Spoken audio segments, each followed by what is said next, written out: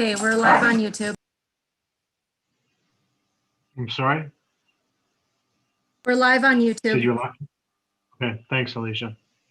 I'm just checking the list. 2, 3. So we need a few more council members. Basically, Chris and Ralph.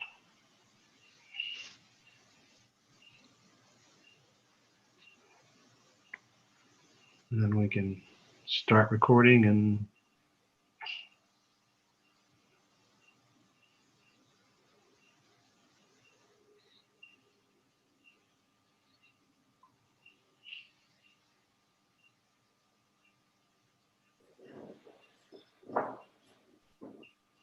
so do we need to be made co-hosts or anything?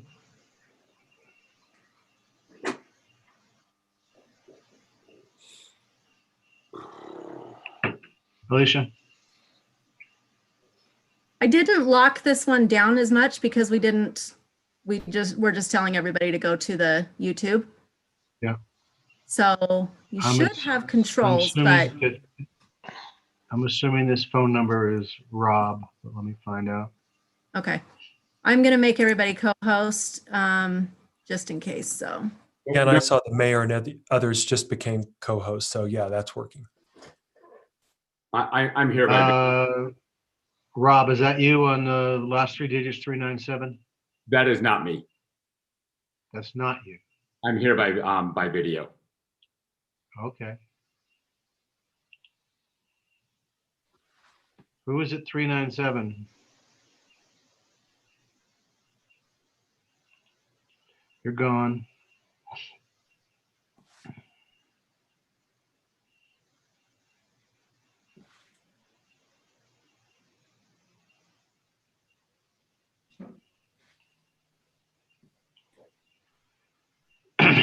Okay.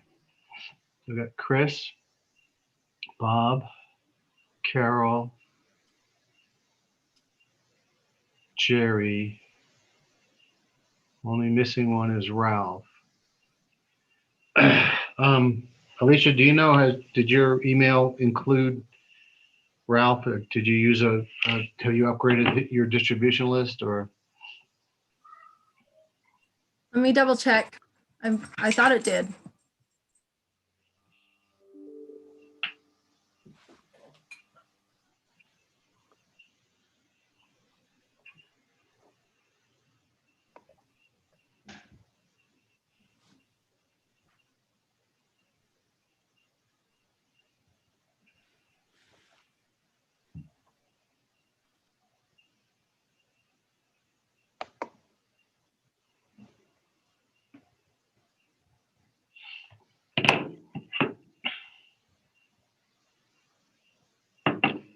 So I think we're going to get started. I haven't, I texted Ralph, texted him twice today, but I haven't heard from him in my earlier text either. But we have enough members to have a quorum.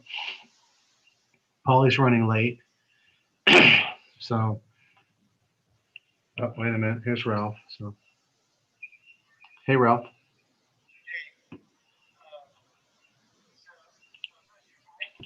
I just emailed it to him. He should be getting that in just a second. All right, I'll send you the connection right now. Okay, bye.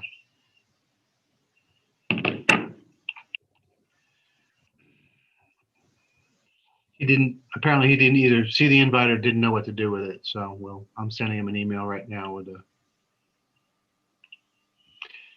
the connection. I sent it to him too.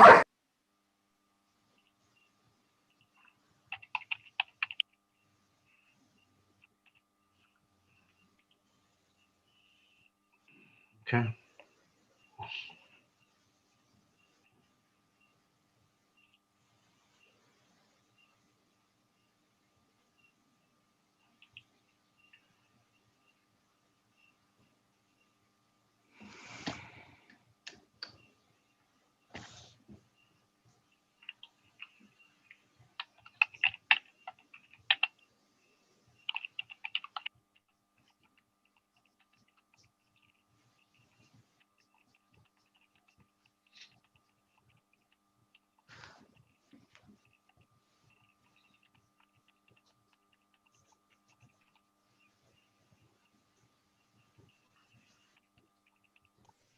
Thanks for the link. I got everything.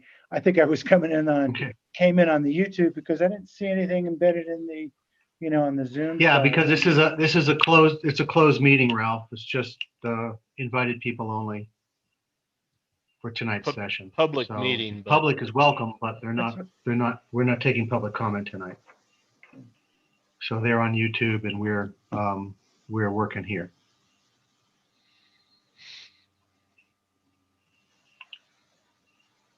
Okay. So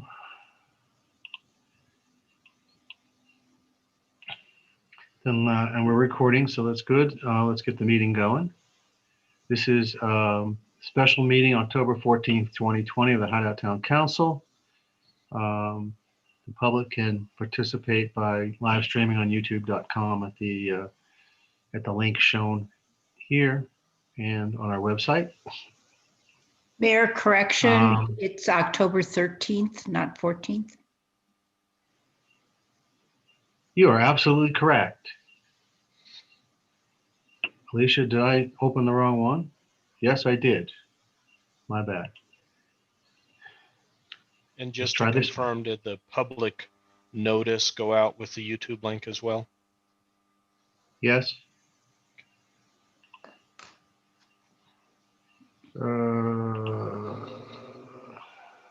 Sorry.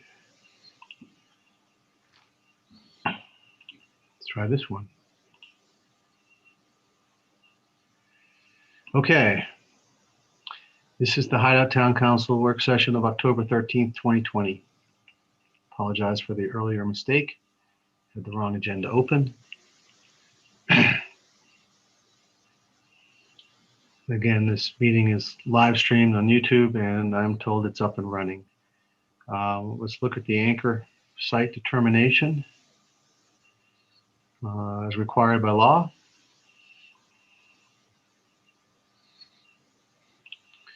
The mayor of Town of Hideout hereby determines that conducting a meeting with an anchor location presents a substantial risk to health and safety of those who may be present at the anchor location pursuant to Utah Code Section 52-4-207-4,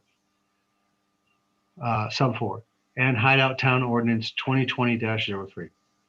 Facts upon this determination is based include percentage of number of positive COVID-19 cases in Utah, which has been over 5% of those tested since May, 7-day average of cases being up over 200, and the fact that the number of COVID-19 in Utah hospitals have been significant during this same time period. So this meeting does not have a physical anchor location. We are connecting remotely. This determination was made when we actually, when this was written, it was done when we were using Zoom versus YouTube. So we should probably rewrite this, Alicia, to reflect the YouTube information, except for the public sessions. Maybe have two versions, if that's okay. All right. Let's take a roll call and see if the council is here. So start with Ralph, since I'm seeing him on my screen. I'm here, Phil. You are. Carol, I'm here. Jerry, Here. Chris, Here. and Bob. Here. Okay, we have the full council and a quorum. Okay. So the purpose tonight is to discuss and consider public input from the meeting last night, and then based on that input, review and possibly modify the AMDA, which we just got just an hour or so ago, so we haven't had a lot of time to read that. We'll follow that by a closed executive session, which is being held due to the possibility or not just possibility, the actual pending or reasonably imminent litigation, personnel matters, and or sale acquisition of real property as needed. So we are not making a determination tonight on whether we are proceeding or not proceeding with with annexation. That's what tomorrow's for. So we're just, again, part of our process. We've been working hard to make sure that we have, we're very transparent in all of our discussions. So this tonight is part of that process that we are discussing what we heard last night and what elements of what we heard last night we might want to make sure that we've got language in the AMDA to cover ourselves if we were to proceed forward. So that's tonight's plan. So let's talk briefly about last night. I'll kick it off. First of all, again, my thanks to the council, to our staff who did a great job of managing the ins and outs of the session, and the public for bringing good measured responses regarding the annexation to the council. Pleased that we were able to, with the technology help, avoid some of the interruptions and issues that we've had in the past. So good job by that team, and again, thanks to them for making that possible.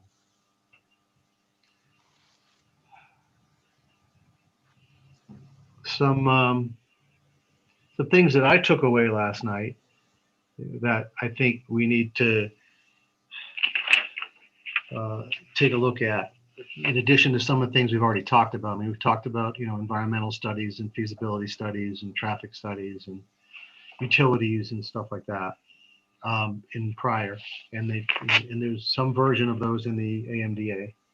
But one of the comments that I thought was quite on target, I guess there were a couple comments on target, obviously, but one of the ones I thought was on target was the question around the gondola going up to the top of the hill and the implications that has on, the people on the other side of the hill who would not necessarily have been impacted by the visibility of the physical visibility of the development. But if a gondola goes up there and we get it lighted and, have benches and viewpoints and all that, it could certainly have an impact on the folks on the other side of the hill.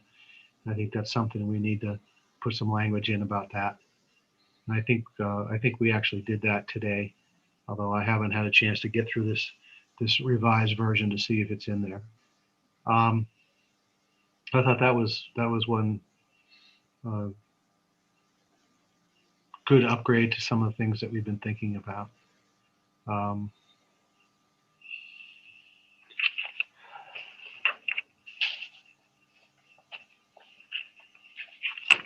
Mayor, this is Chris. Can I Yep. add something on to that? Sure. Yeah, I think this came from Amy Sage at the retreat. She said she was concerned about the chairlift above the neighborhood, erosion, privacy, noise, et cetera, like that. I think maybe that's who you're referring to. Yeah, and I definitely agree that is an area that needs further study. We certainly don't want to adversely impact, the folks that already live in the retreat Park's Edge, just on the other side of the hill. And so that absolutely requires further study. She also mentioned, and I thought this was important, she wanted an explanation of the corridor that goes past their neighborhood. So we would be covering that in a traffic study. Is that correct? Yes. So, but I think we would cover that in traffic study, Chris, but as far as the traffic flows, but I think as far as the land use, she was concerned about land use on that corridor. Okay. And so, I think let me take a minute to address that for the council. So similar to the fact that we have a cherry stem running through Hideout right now as it goes up to the Deer Mountain Affordable Community, that cherry stem is on public land. It's not, it doesn't cross a county line here in Hideout. It's still in Wasatch, but the administration of that public land is with UDOT. And the assumption is, and we would have to confirm that as we, as when we roll up the sleeves on the study, but basically a cherry stem up through Summit would be the same. It would only be on the public land space because that's the way that the law reads today. And that means it would be UDOT control in Summit County.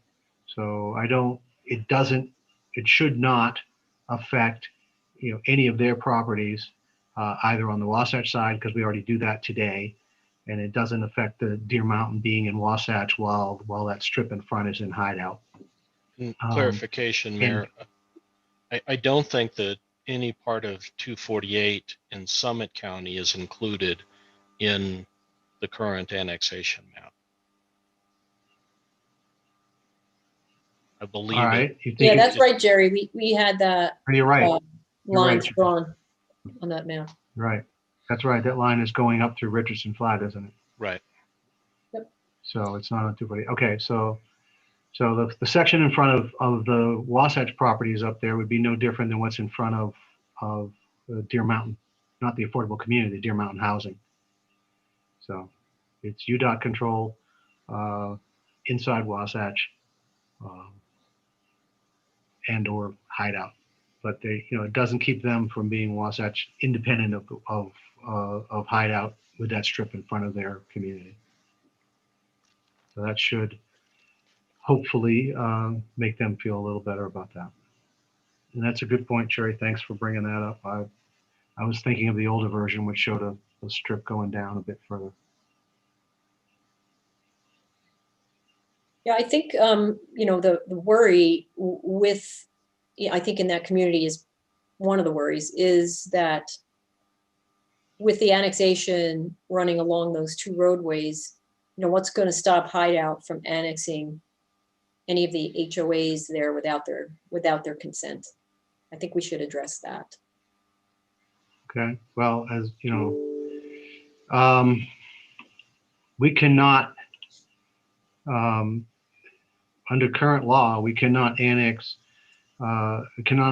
property without the consent of the landowners. So the municipality and the landowner have to be interested as a starting point. So if the landowners in that development or any of the properties in Wasatch that are not in Hideout don't have an interest, then annexation can't continue. Or even start. Even start, I should say, yeah. There can be no annexation without the property owner as a starting point. And then there have to be other check boxes done as well. But as a starting point, you have to have landowner and you have to have interest by the landowner and interest by the municipality. Yeah, so I think some of these are like public education things that we need to perhaps do better messaging job on.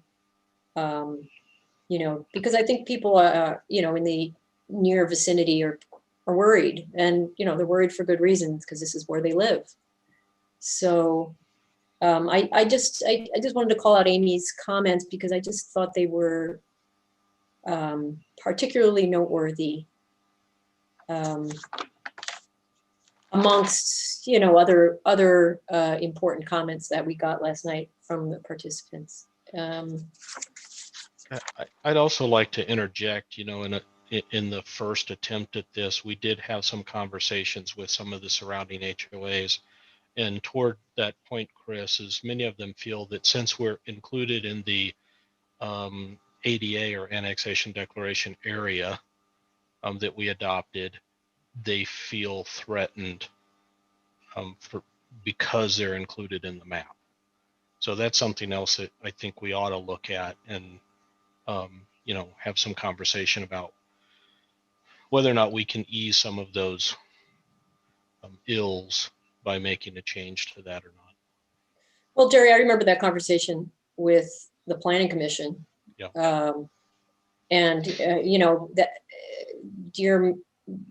the retreat area Black Rock Ridge, Deer Mountain, Deer Vista, they were all part of the original annexation ADA, whatever what you're calling the ADA, and that was when the town was incorporated. And it's just a declaration area of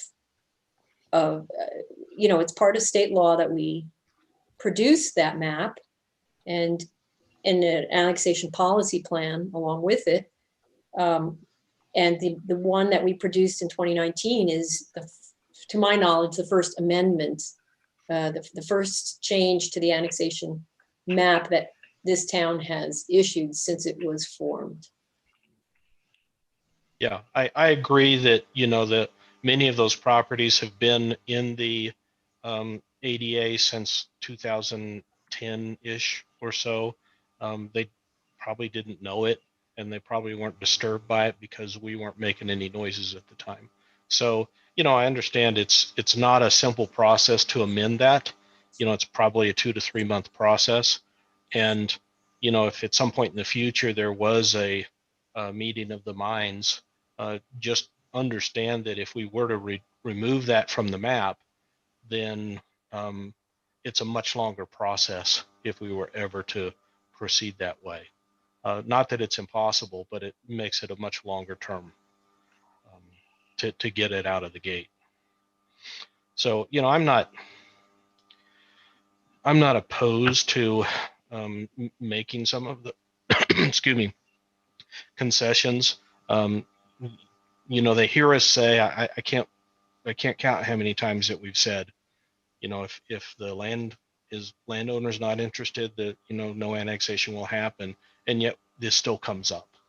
And I think a big part of it is because it's in our map. Yep, it's fair. Okay. So we had other, That's something to keep on the back burner. So Mayor, I don't know how you want us to proceed, but do we want to talk about the different kinds of feedback, my thought. input we got, and kind of box it that way? Or do we want to talk more about?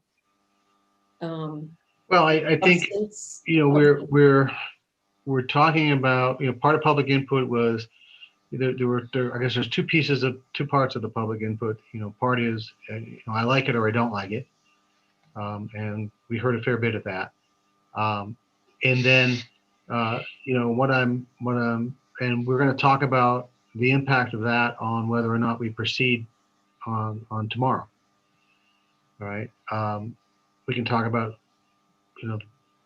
but what we're trying to work on tonight is, of the input we received around, if you do it, these are concerns. Have we captured, amongst our list of concern areas, have we captured, with the help of public last night, did we capture new areas that we may not have language about in our AMDA, or that we may, based on those comments, may want to modify, stiffen, change whatever, what language we do have, so that we feel like we're more appropriately covering the concern areas raised. So that's really what we're trying to think about tonight is, did we hear, what new things did we hear? If I looked at my notes, there were, we have a lot of this covered. And then, the next part of tonight's meeting is to look at the language in the AMDA and say, are we comfortable with the language in there as far as covering it? But we have language in the AMDA about a feasibility study. We have language in the AMDA about an environmental study. We have language in the AMDA about a traffic study. We have language in the AMDA about utility services. So, what are, we have, obviously we have some zoning and building usage language in there. What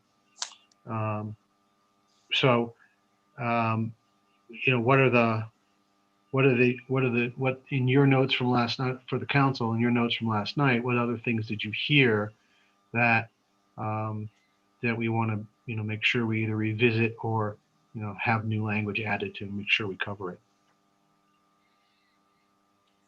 So you mind if I speak again? Is can I have the No, floor? not at for just a all. moment? Okay, thanks. Sorry. Rest of the council, you can just jump in anytime. So we heard a great deal of just simply no. We heard, frankly, some very critical and kind of yeah,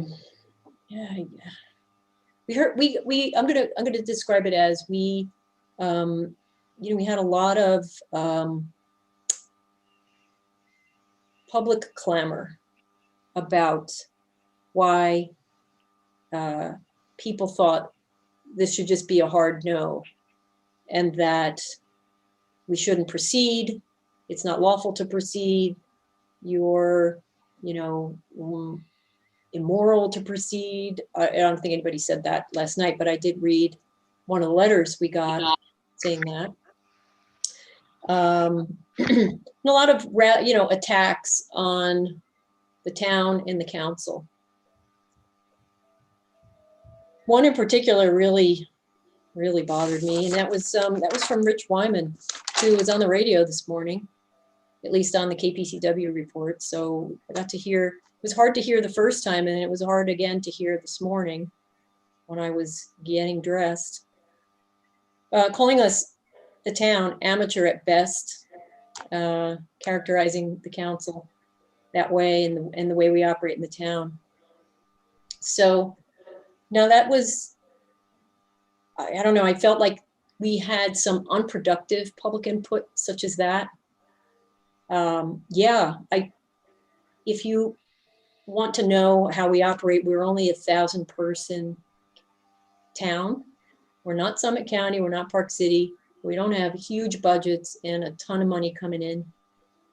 We are not council members who make between $23,000 a year plus $20,000 in benefits for Park City. Summit County, they're making $32,000 to $38,000 a year. We've got a county manager who makes a ton of money. And by the way, this is all out in the public record, either on the Park City website, the Summit County website, or in Park City, the Park Records reporting. I mean, the folks that are working in those jurisdictions are paid. We, if you describe amateur as being someone whose main paid profession is town council or mayor, then I guess we do qualify as amateur, considering our compensation. I think we're entitled to, I believe we're entitled to, by our statute, to $50 a meeting, which, by the way, I don't believe any of us are taking at this point, because we, are deliberately keeping that money in the coffers here because we made the decision last year to extend benefits to our full-time staff, and we wanted to extend health benefits to them. It was so important to us to be able to build the town and hire and retain the best talent we can. So we needed to do that and wanted to do that. But so I just want to clear the record that we are a small town of 1,000 people. The folks that are elected officials here live here. This is our community. We are not paid political professionals. So we, on the other hand, despite that, I believe the town itself has quite a depth of talent. The people that move here generally are professionals or have been professionals before retirement and have quite a lot to offer. So that comment, for some reason, really bothered me. So I wanted to set the record straight that we are a small town, and this is how small towns operate. But I do want to say we got some good commentary. I thought the comments we got from Alex Budwinski were good. We also got a letter in our inboxes,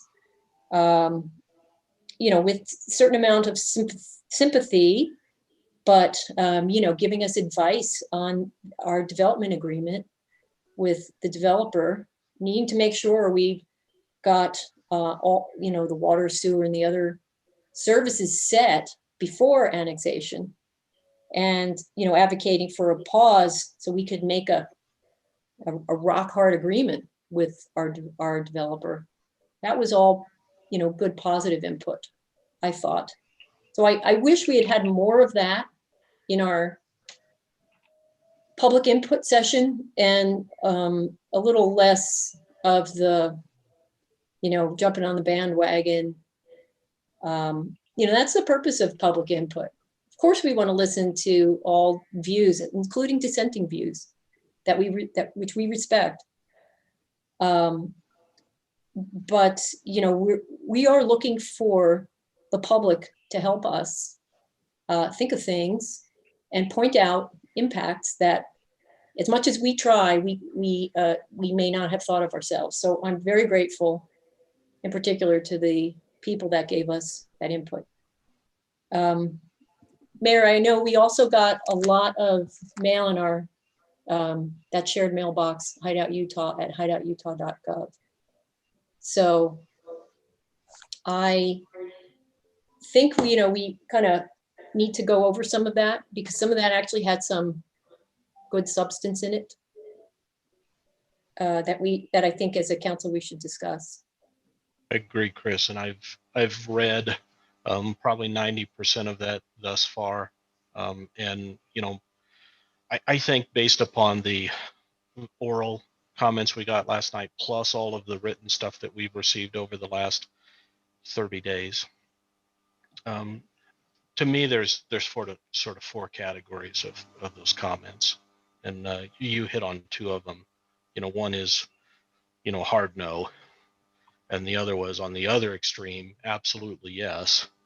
And then somewhere in the middle, there was quite a few that weren't terribly opposed to the annexation, but they were very opposed to the process and the 60-day window, etc.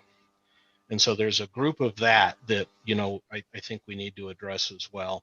And then there was probably a smaller set that was sort of a warning model that says, hey, that EPA site is nothing to shake a stick at. You need to proceed with much caution there, so you don't create a debt to the town that you'll never recover from. If there's some cleanup that the town ultimately becomes responsible for, that that would be terrible for the town. So there was a warning there that EPA thing is maybe bigger than what we're believing it is. And so I think we need to take that seriously as well. So for now, the 60-day window aside, the whole notion of regional planning and the process, I take that to heart as well. I think, Carol, when you voted against this because regional planning concerns, man, I was so close to doing the same thing on that original vote. I really value the regional planning thing, and I totally understand where those comments are coming from. And it is our desire that we participate in that regional planning. And I think there's probably more to say on that, but that's all I'll say at the moment. I'll jump in about the regional planning. I think that we've received a number of comments and letters from people who would be involved in regional planning, who encourage us to continue thinking about the regional planning, and that if we annex, I do get the feeling that they wouldn't be as receptive to it. So I don't like those kinds of threats, but I also respect the reaching out that, if the annexation does not take place, at least I believe we've started something towards regional planning. I'm hoping that they will honor their commitment to it. Because again, I think this property is regional, not so much a part of Hideout, that it could be developed to benefit all the regions that are involved in this corridor and the tip of Wasatch County. So I'm still, I really liked all the comments that came last night about regional planning. So many people said, you know, this is how we should develop that property, not just doing, and they use the word a land grab, and not taking the time to really do a proper annexation. And maybe down the road, we can do an annexation that will get favorable comments and favorable help to annex. But I think right now, I just think the regional planning is the way to go. I'm still very pro-regional planning. Yeah, and there was also, I think on the hard no side, there was a fair amount of misunderstanding of a couple things as well. I mean, both orally last night and some of the written comments, you know, the whole notion of why don't you do it in your own existing town boundaries? And even after the mayor's explanation about why that can't happen at the present, there's still a press to say, well, just rezone it. And, you know, that's landowners have rights too. And you can't trample on landowner rights either. The landowner has to be amicable to that. That's not something you can do by fiat. So, you know, I hope the public is understanding of the dilemma that we're in right now. There's, you know, two issues really. One is topography. We don't have a whole lot of flat space in town. And what flat space there is already spoken for. You know, the landowner has already gotten approvals, and you know, there's very little that we can do to make any change to that, unless the landowner themselves is amicable to it. So, and I think there's, you know, maybe some other misunderstandings along the way as well, but you know, that's the one that stuck out to me was. Yeah, Jerry, that comes up repeatedly. Why can't we put commercial within our own boundaries? And I hope people understand that, as you said, property owners have rights and they're already approved. And the vast majority of Hideout was already approved in the Hideout Canyon, Mustang, Master Development Agreement. The vast majority of the property was already pre-approved prior to any of us moving here, and certainly any of us serving on the council or on the planning commission. Yep. So we came here and this was our situation. So we are trying to do our best to, we made a decision when we did our general plan with a lot of public input, that in order for us to, what we needed to grow, and that we needed to grow from a bedroom community into, we'll call it a small, more vibrant city. And when I say small city, I mean measured in the low thousands, not, so we're just about 1,000 people now, but so that's really still our policy goals, is to get to that point one way or another.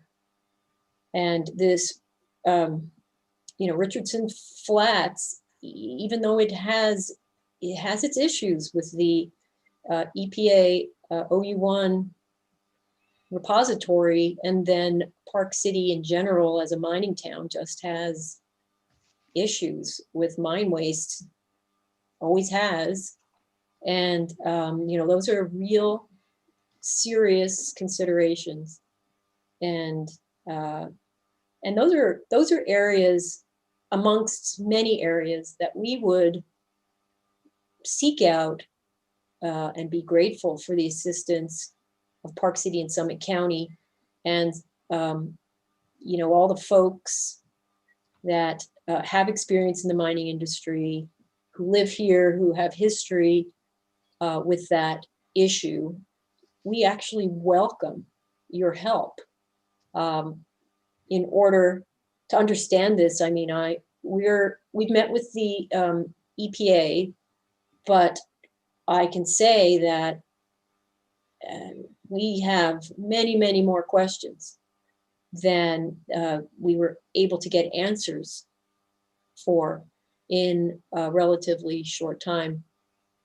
We do have another EPA meeting tomorrow morning to speak with the project manager and get some further answers about, what's been going on in OU1 recently and other information. But we definitely recognize that that is a challenge in that area. And I would agree that whether it's under Hideout as a land use authority or Summit County as a land use authority, or perhaps even Park City someday, I do see that Richardson Flat and that area actually, as much as, folks don't want to, that, we're not just continuing to sprawl that area, because it's the intersection of two highways and it's strategically located between the Heber Valley and eastern Summit County and Park City.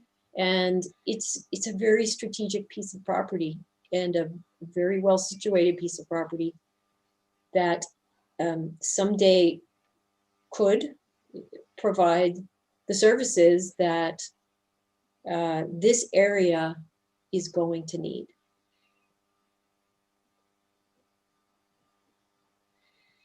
Okay, Yeah. thank you, Chris. Hey, I'll jump in here for a second, Chris. That I'd go back. So a couple of things that struck me last night. I don't think anybody's mentioned. One, I thought we covered off in the AMDA all the points that are critical. Whether or not we've delved deep enough into the EPA issues, I think, if you're talking to Robert Walker, I think it is, who's the project manager, he's probably supposedly the most knowledgeable. I'd say we have to go that route. The gentleman I invited to the Planning Commission from Utah Department of Environmental Quality, I think probably plays kind of second fiddle to Robert. And both of them, I don't think were involved in the 2018 study. So they're both in learning mode to some extent, from what I gather. And that's too bad. But, that absolutely, I think, is number one critical. But I think we're covering that off. I think what I heard traffic, and I wrote down 19 negative comments here and 3 positives in my Word doc, so to speak. And I'll just it's like collision course. It was divisive. We want less density, traffic, those kinds of things. And we've covered off a lot of that. What struck me more than anything, and also I think I did write down at the end here, Park City, I think there are 800, I don't know where this came from, but somebody said 882 signatures and Kurt said 100 signatures. But what did strike me was the fact that every legislator that was there to a person had a negative reaction to this. So that caught me a little bit at this point. And I was concerned that so if we take this up one level beyond just the points of control over the AMDA and the key points, that was the single most critical issue to me. And about the 60-day window, I think my notes were right from Tim Quinn, not the intent was not to leave the 60-day window open, and a few other things. So Cullimore was wrong. It wasn't given the proper audience. And, hey, listen, it's up to legislators to read the documents, understand the documents. I was like shocked that they would, simultaneously say, hey, we, it wasn't our fault because, something was thrown in there. Well, if you're a legislator, that's what you're paid for, or at least that's your job, or you have staff that takes you through that and identifies those critical factors. Whether or not that's the case, I think the one thing that struck me and I took away was that so many, it was unanimous at a legislative level, whether it was a mayor, whether it was a planning commission, or whether it was a senator or representative, the mayor of Camas, I think, jumped in, and they were all in the negative column on my spreadsheet here. So, that what struck me the most, and I don't know how to resolve that. And I think regional planning, to Carol's point, and everything we've tried to do at the planning level previously, and it just seems to me that's my stumbling block here as well, so to speak. So I'll stop there, and I know Bob, you haven't said anything. If you'd like to say something, that's terrific.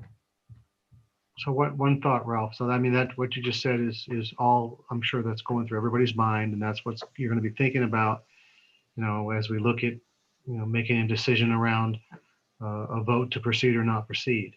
What I'm trying to do is prepare us to proceed in case in the event that we choose to proceed. We have to do some work on this AMDA, and we gotta come back and take a look at it. And I'd like to switch to that. I'm happy to listen to Bob for a minute here, but I would like to take a look at this recent version we just got today, which it's still a draft. And because we're going to have to do some work with it. And I know we don't have a new drawing yet. There's some new numbers in here. So we've got to kind of talk through some of that stuff as well, recognizing that, that may also, influence our decision making tomorrow or the next day. Because if we can't find a way to incorporate our concern areas, then, there's another reason to, it's another thing that we have to think about. So if we can't get the AMDA to do what we need it to do, that's our goal, is to say, let's start working on that, so that should we make the decision to press ahead, that we've got, a solid document to press ahead with. Agreed. Hey, Phil, I'm not going to belabor the point. All the other counselors, what they said, I agree with. The thing that's stuck out, is that the word I'm looking for? Stuck out to me. If you filter out all the people who did, everybody who lived in Hideout proposed to go in Richardson Flats, but the heartburn obviously was over the process. That's all I have to say, and looking forward to moving things along for the next item on the agenda. Could I just make one more comment, please, that hasn't been brought up? And that is, we are a town council of Hideout. We represent our constituents. And I have gotten personal phone calls, personal emails, emails directed to all of us in our town account, and the petition that Kurt took around. I think that it was overwhelming from our residents that they do not want this annexation. And I think that's something that we really need to consider. We represent all those people. And it's something that we should really consider, think about. And they've given us their input. We've requested their input on other things. And I just think it's important that we pay attention to that. And Yeah, Carol, I agree. If we could do it again, I would definitely have involved our residents more in educating them what our policy directions are, also getting them involved. I do think they were taken by surprise, just as Summit County was taken by surprise, and Park City and others, when we made the decision to go forward, because we saw this as an opportunity to be able to enact our policy goals. So yeah, I think we definitely made really ruffled a lot of feathers. And I can tell you, you know, as a community member, that wasn't actually our intent. It was definitely something that I would say we wish we could have done differently if we could turn back time, but we can't. And we are where we are today. But Carol, I completely agree with you and with Jerry and actually Ralph and Bob about regional planning. Regional planning right now it feels like a placeholder for something. Like it's not fully specified what regional planning is. I think we have actually engaged in some regional planning very recently as a result of all the attention that we've gotten with this intent to annex. And if nothing else, it has certainly raised the consciousness of the jurisdictions around us. And I do hope, no matter what the outcome is of our decision as a council on annexation, that this is just the start of a much larger regional planning effort that takes into account the needs of all of the different types of people that live here and that will live here in the upcoming years. I just wanted to clarify, Carol, and disagree if you don't agree with this, but I think our residents were saying we don't want the annexation this way. Right. I don't think Yes.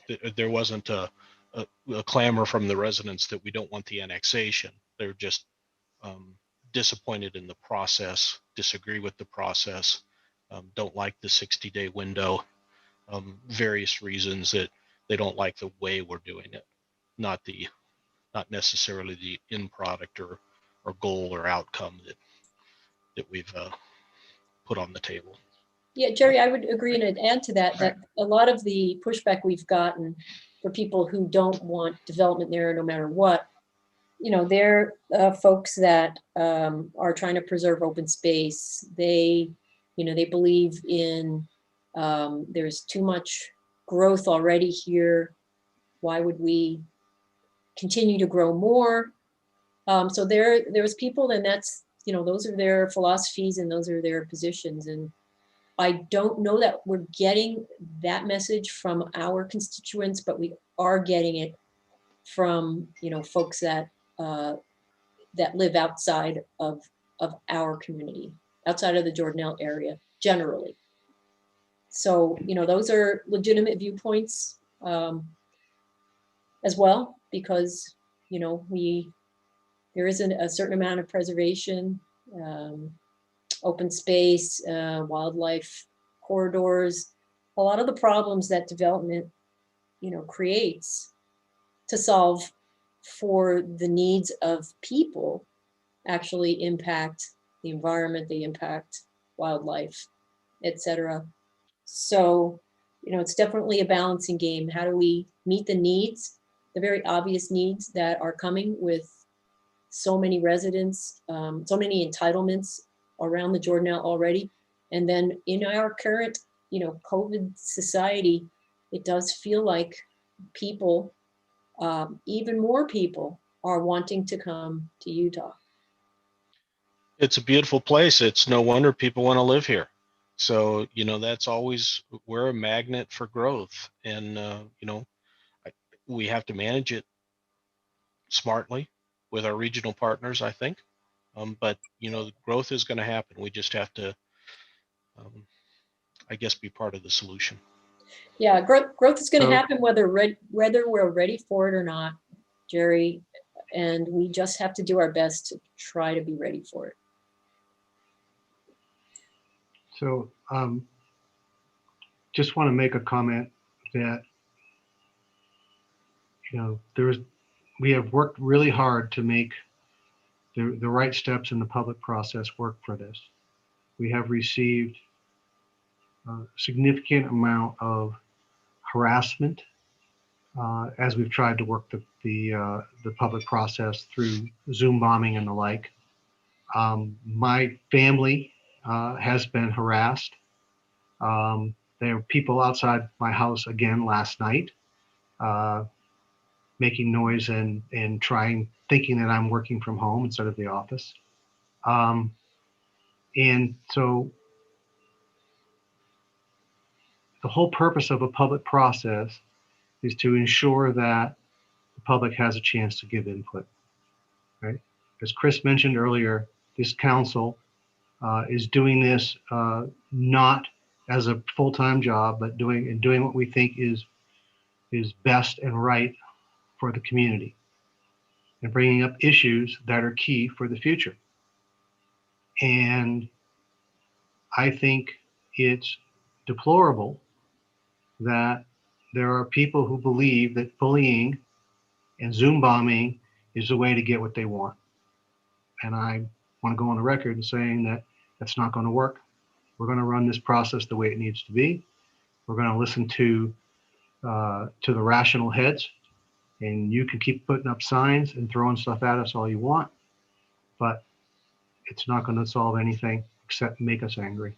So sorry I had to say that, because I'm really upset about, particularly about the people coming to my home. I think it's wrong, flat out wrong. Anyway, so let's move on, if that's okay. Again, tomorrow night is decision time. We have a lot to think about, and this is part of that decision. Is making sure that this document has, you know, the elements we need to assure ourselves that before development takes place, that all the key questions that have to be addressed are answered. So, you know, this is our tool to make sure that we've got in here those things that are most important to us. There's going to be details that will be developed going forward. You know, what color is the building, how many of what the landscape looks like. Okay, you know, that'll come. But you know, we gotta really be sure that we've got the big stuff here. So, Mayor, if first I part of could this is- ask you to zoom in on that just a little bit. My eyes aren't quite that good. Yeah, thank you, Jerry. I was going to ask too. And I'll also note that, you know, this came out roughly an hour before the meeting. I have browsed it, but I have not. Exactly. Yeah, none of us have had a chance to go through it thoroughly, and that's, you know, so I want to try and go through the highlights tonight. This is not, you know, tonight we're not finalizing this document. We'll do that tomorrow or the next day, depending on how much more time we need to do this. It's just that I want to force us, if you will, to take another browse through it, talk about some of the key numbers so that we can capture, you know, initial responses to the changes. If you remember, we provided information back to the developer based on planning commission and council review earlier. We got some pushback, which is, you know, all part of the process, and this document reflects some of that pushback. So I'm going to try and focus on the things that are different here. And I'm sorry to interrupt again, Mayor, but I mean, a new map would be helpful. Agreed. And I'll ask the developer if you have one that reflects these numbers that are in this document. If you could forward that to us, maybe we could have a chance to look at that map tonight as well. Mr. Mayor, Eric, you're, or yeah, go ahead. I'm Bruce, sorry. that's fine. Go ahead. Jerry and Mr. Mayor and members of the council, we got the comments from the city at 2:17 p.m. today, and we strove mightily to get this out to you as fast as we possibly could. We got comments yesterday, and then we talked about them more today.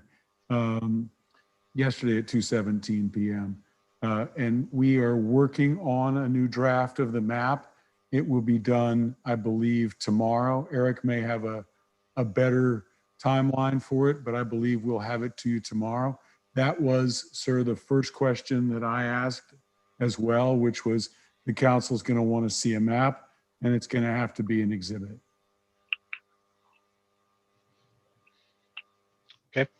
To be fair, yeah, thank you, Bruce. That's correct. We were, we didn't get everything that, all of our feedback back and clarified with Nate and Bruce and team, till earlier this morning. So, and the And final language. Mayor, So anyway. I don't mean to be criticizing anybody. This is a difficult process, and I appreciate everybody's good faith. I wanted to make it clear that we're working our ass off, and pardon me if that's Zoom bombing to say that word, but we're working really, really, really hard to get this done, so that you've got something to consider, and I know you are too. I just want to make it clear that this is a collaborative effort, and we're busting our butts. And Okay. I also point out, I think Polly is in her other meeting right now, so she's not with us at the moment. Is that a true statement? Okay. That's correct. That's true. That's true. But we got, Rob Mansfield's here for, that's right. we can help with some questions. And again, Thomas is here, who's been, working closely with these guys and can provide some, insights as well as we go through this. And he did a nice And again, job of overlaying the zoning. So you had some zones in the last map, and then Thomas came in and redlined or overlaid his thoughts. Will that be available by tomorrow, Bruce? Or Yes, sir. Thomas? Yes, sir. It will be. Kind of both thoughts, together, because I thought that was extremely valuable to me. Yeah, I mean, obviously, as the mayor indicated, we pushed back on some of the things, not all of the things, but yes, sir, that map will be available tomorrow.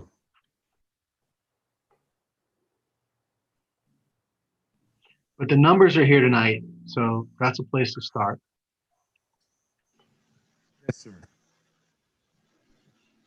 So the first part here is the boilerplate stuff. And if you notice on D, it says we have annexed. That's, that's assumed, that's this AMDA would not apply if we have not annexed. So that's why it's stated the way it is. So think of this as a future document. Obviously, we have not annexed the property into the town at this point. So.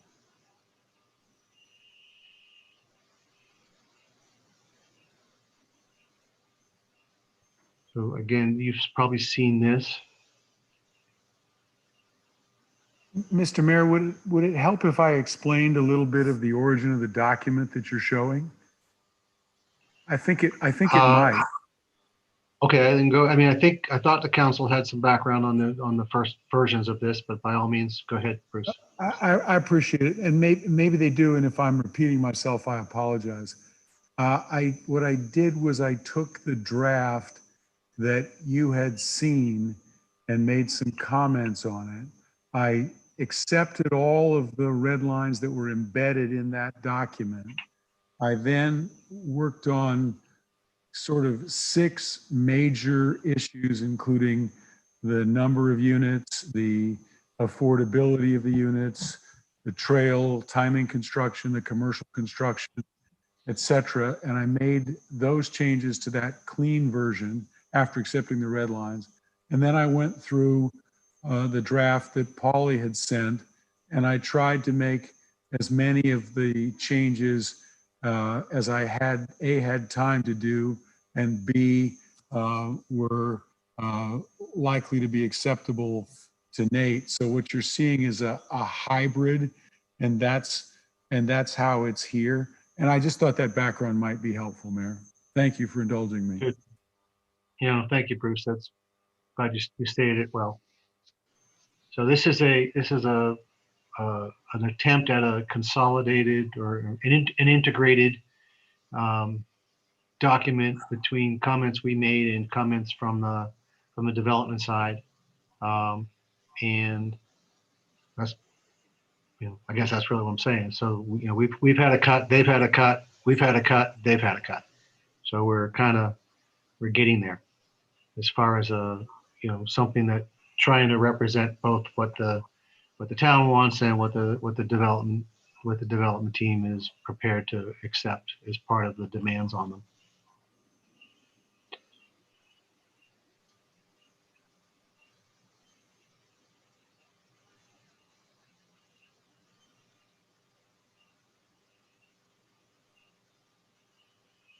So line J is what we just said. What I just said, owners in the town have cooperated in the preparation of this.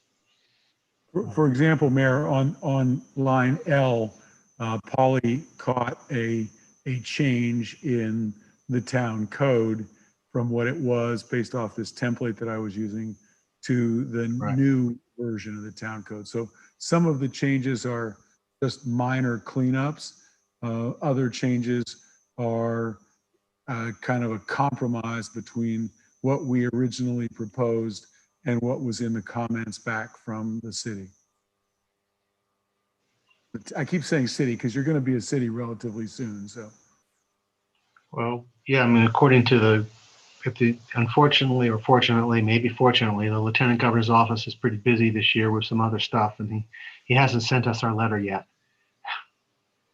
So we may get through this year without it, but we won't get through next year. next year you'll be a city. Yeah, for sure. I mean, in theory, we should be this year, but I say there's things like COVID and elections going on that might be distracting him. So,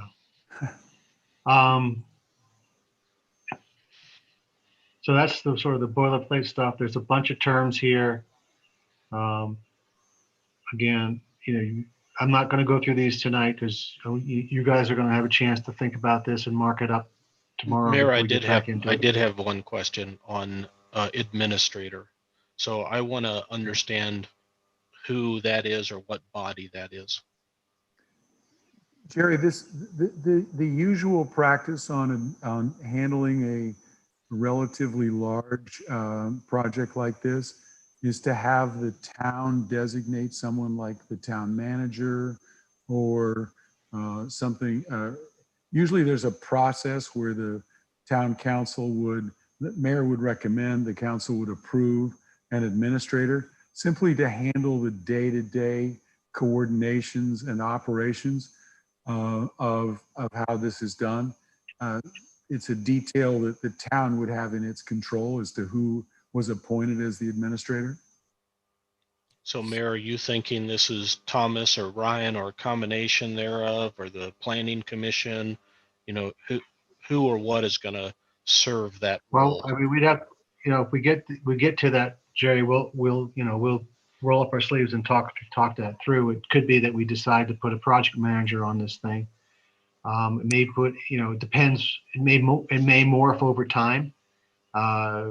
Initially, there'll be a lot of, there's work to do around the studies that we want done, the environmental study, the feasibility, the financial and feasibility study, et cetera.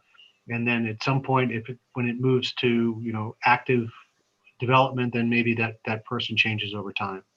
Okay, because that role is granted some authority later in the document. So I wanted to understand, who or what Yeah, that is. so we'll have to figure out, and it also may morph based on the makeup of the administration over time as well, because this is not going to get done in the next 18 months. Yeah. So we'll have to keep track of that as part of our our efforts in making sure that there's a steering team, if you will, to which the administrator reports, and there'll be meetings, regular meetings, just like we do with our other developers and all their activities in the town. We would expect to do the same thing with monthly meetings and updates and all of that. If I may, Mayor, it's a practice that I've employed, Jerry, over a number of development agreements. And cities have actually asked me to put those provisions in because it allows better coordination. and the town can appoint whoever it wants to through whatever processes it deems appropriate. Okay.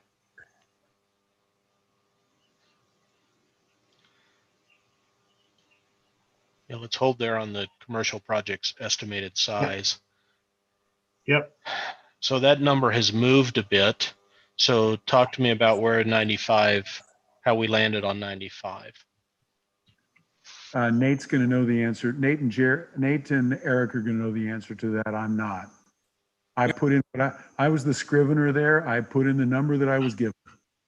Eric had to jump off the call. He may jump back on. I did talk to him and he said he can get this done in the morning, but 95 is what the red line we got from you guys, from, I guess, Thomas. When I say you guys, from Thomas. Ralph, I thought the planning commission was asking for 125. Wasn't that the high number? Yeah, and Thomas, and that's correct, Jerry. And that, I think that's modifiable. I So think we're just looking, to your point, Nate. I think you guys probably talked this through, and we're looking for more. Didn't have to be the 120 was 53% from where we were at previously. So I think, to me, also based upon, I think Eric's point at the meeting before last, where we don't have enough level land there to support that. I think there might have been a gating factor around that. So there was also the discussion with regard to gross and net. And so I think that the planning commission had recommended maybe 120, 125. And I think that there was a thought that that was net. When it came back, it was 125 gross, which could include potentially back of house parking structures, et cetera. So I think that the council will want to think about that and work with Nate and Bruce to understand what is that. Is that net commercial or is that gross commercial? Because I think what was sent back was 125.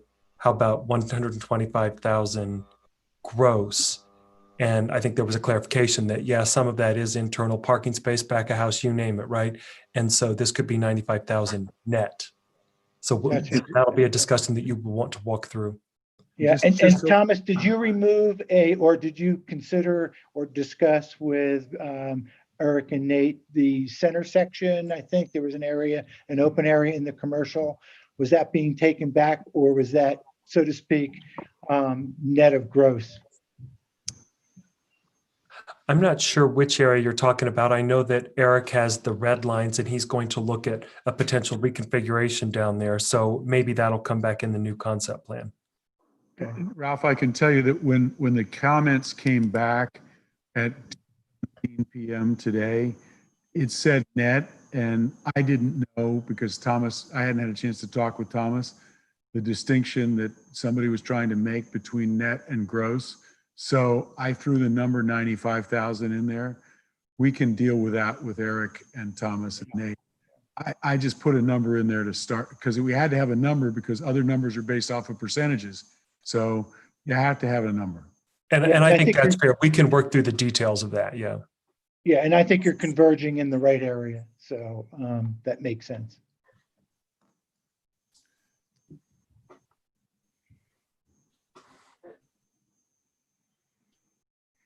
And by the way, there will be some typos in here.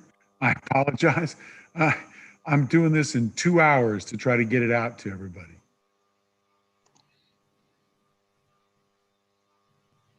We're not spell checking tonight, Bruce. I did a spell check, Mayor. There's no spell checks. There's a few grammar errors I've already seen, but No, there's a spell check. okay. Can you stop at 25 as well? Yeah, that's one of the issues. Yeah, and there was, I think in the previous definition, it included townhomes, it had other things, but it left out condominiums. I think you just removed, did you remove those 3 words? No, that's fixed in the definition of residential dwelling units, Jerry. That's right. Residential dwelling units added the words condominiums and apartments. Okay, but in the first definition, if I remember on maximum residential units, because I have it up next to me. There were three or four other words kind of contextually describing that. No, there weren't. That's in the definition of residential units, Ralph. Well, I'm reading maxima, maybe I'm wrong here. Okay. I promise you, all I did was accept the red lines Okay, fair enough. and then red fair line enough. off of it. Yeah, there was That's another my- area in the document that included that. So, It's in and the you're right, definition.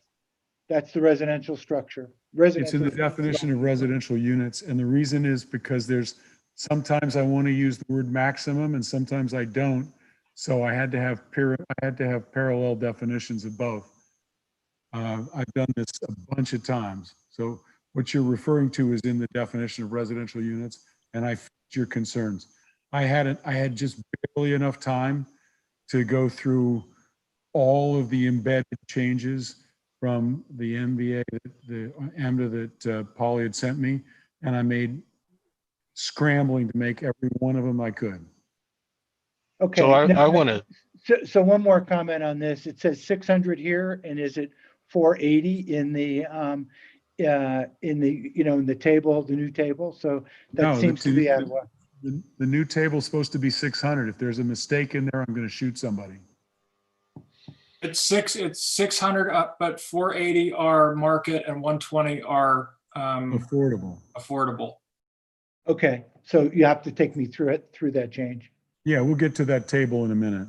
and while we're talking about that number, I want to understand as well, because when we first reduced the size, my recollection was we were in a 400 number, and then we went up to 8, and then we went to 750, and now we're at 6. So I kind of want to understand, are we talking about the same number there, or were there market versus affordable and some of those that?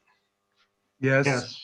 And 600 is what's needed to drive the things that the city wants out of this, like all the dedications that the city wants, which were being donated now as opposed to dedicated for sale. Like schools are normally sold. They're not given. Town centers and police facilities are normally sold. They're not given. So Looking for the table. the town has asked for goodies, and goodies cost the need for the developer to make a profit pencil.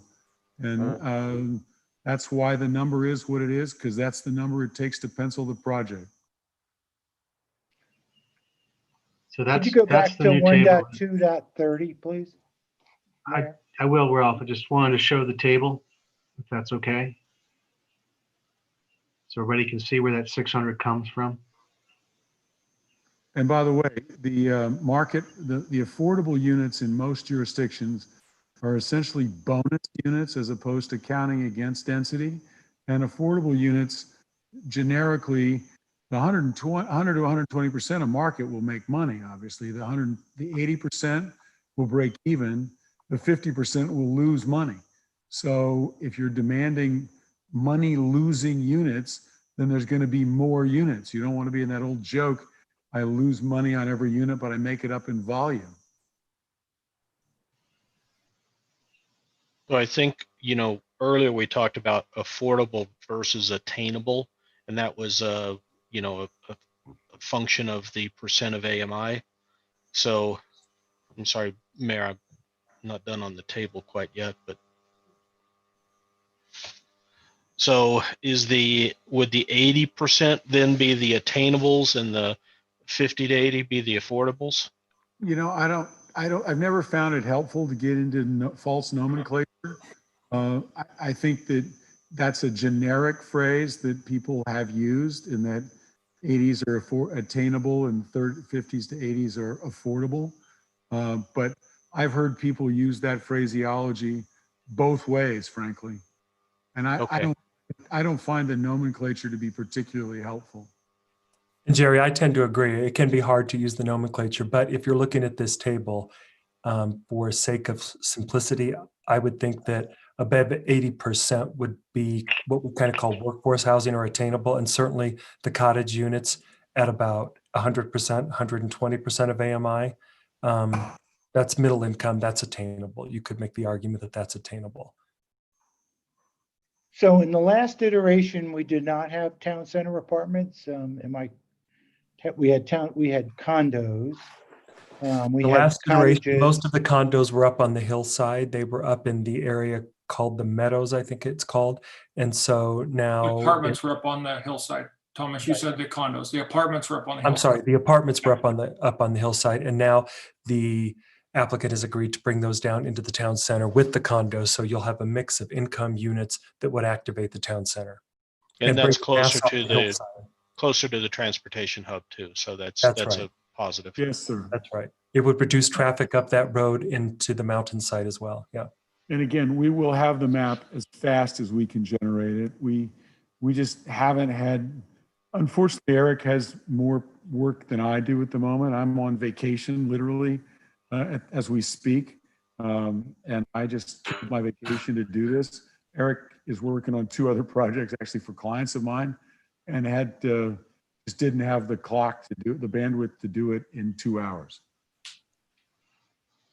And so what was your thoughts around, because I think initially there were 194 condos. Now we're at 225 town center units with a slightly increased area for commercial. Can we sustain that? Is that, I'm assuming you came up with this, so just can you walk me through that a little bit more? Do you want me to help a little bit here? Yeah, please, Tom. Yeah. Yeah, just real quickly, I think, we'll have to work, we're going to work with Eric on some massing and design with regard to this, but I do think that is possible. It's a few more units than was originally proposed, but the commercial area is also a little bit bigger. Typically, these units would be located above the retail. And so I think that there will be the space. And we'll look into that massing as we work in a little bit more detail with Eric, but I do think that it is doable. And I think it's desirable to keep the units down there. It keeps cars off the road. It keeps cars off the mountain. It gives more people walkable accessibility to the town center. And so it's generally a win-win. And we can show you lots of areas where exactly that have worked great in various locations.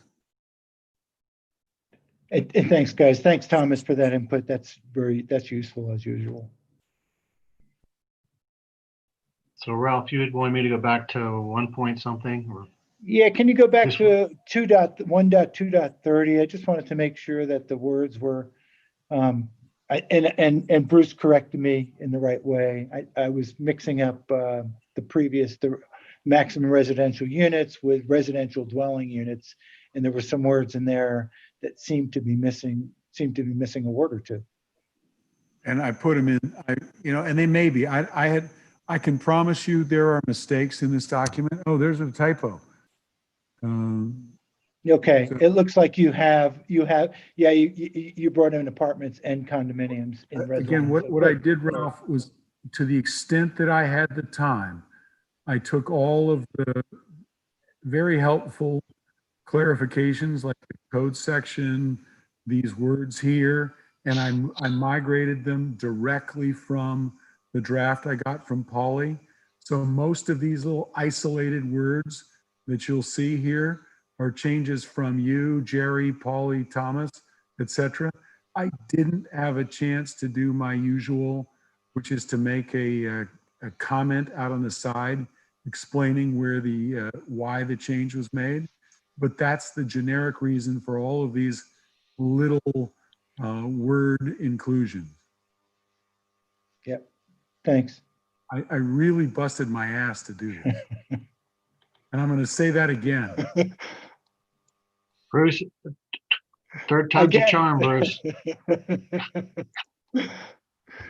Good job. Thanks for,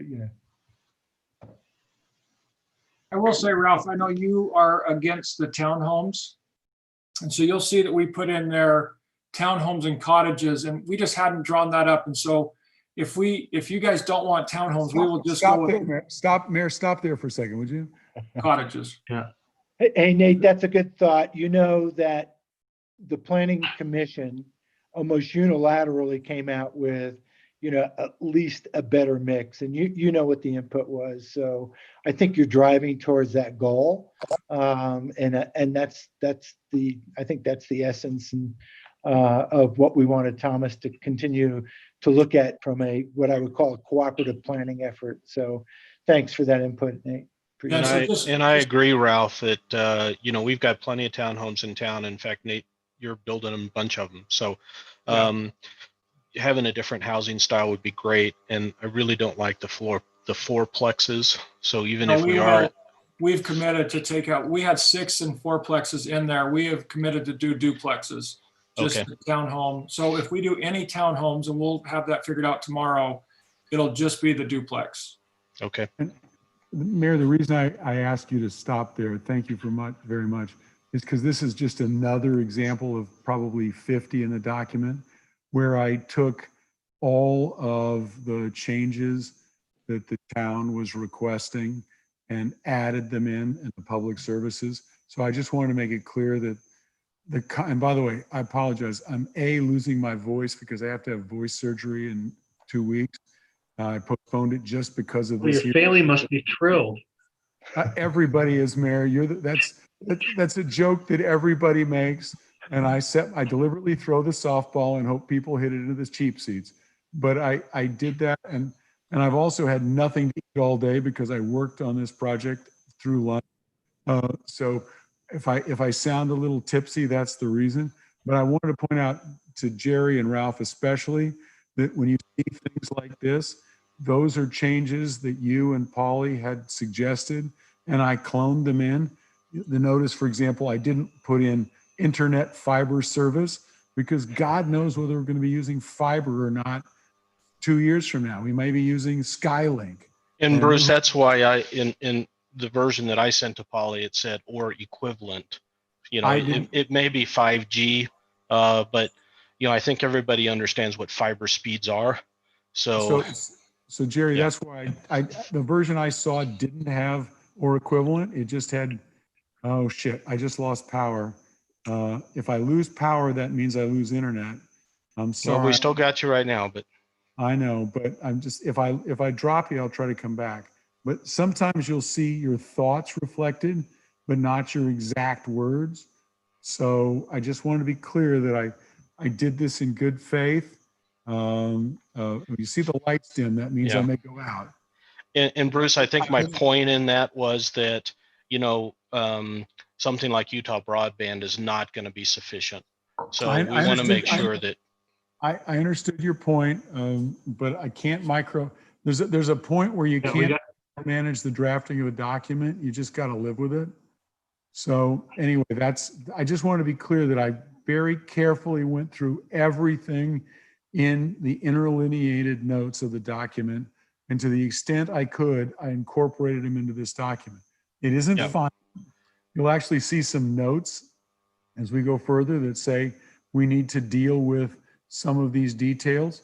And some things are not in the place that I would perfectly put them, but I've done my best to be fair and reasonable. Yeah, I appreciate that, Bruce. My point though is that, I do want that addressed, that just plain internet service isn't going to be sufficient there.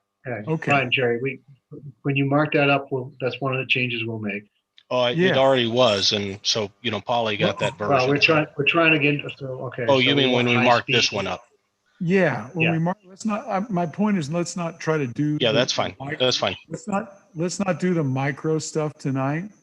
Let's try to do big picture tonight. We can deal with micro tomorrow. Yeah, and high speed is fine. That's a great solution, Mayor. Actually, high speed doesn't mean anything. It means 25 megabits. There's no definitions behind high speed internationally. So guys, stop. Let's move on. We'll come back and fix this. Let's move on. I agree. Move on. All right. Tell me what you want. You want 100 megabits per second? Fine. God, no. 100 megs. I did have a question on the indemnification that I didn't see reflected. Yeah, that I didn't see reflected in this version of the document. Maybe I missed it because, as I said, I perused it. So a neighbor of mine asked me, indemnification, great. What happens if the indemnifier goes bankrupt? Yeah, well, But then- that's always an issue, and you can't solve that around. There's no way to solve indemnification clauses by definition are always subject to that issue. Every indemnification clause in the world ever written is subject to that issue. Okay, well, that's certainly something for us to consider then in the mix. Sure. And I've been very, I don't disagree at all, Bruce. I mean, you know, we're surrounded by them. The properties we're buying have been, I'm sure had indemnification agreements before the bank loaned money and all the rest of it, but here we are.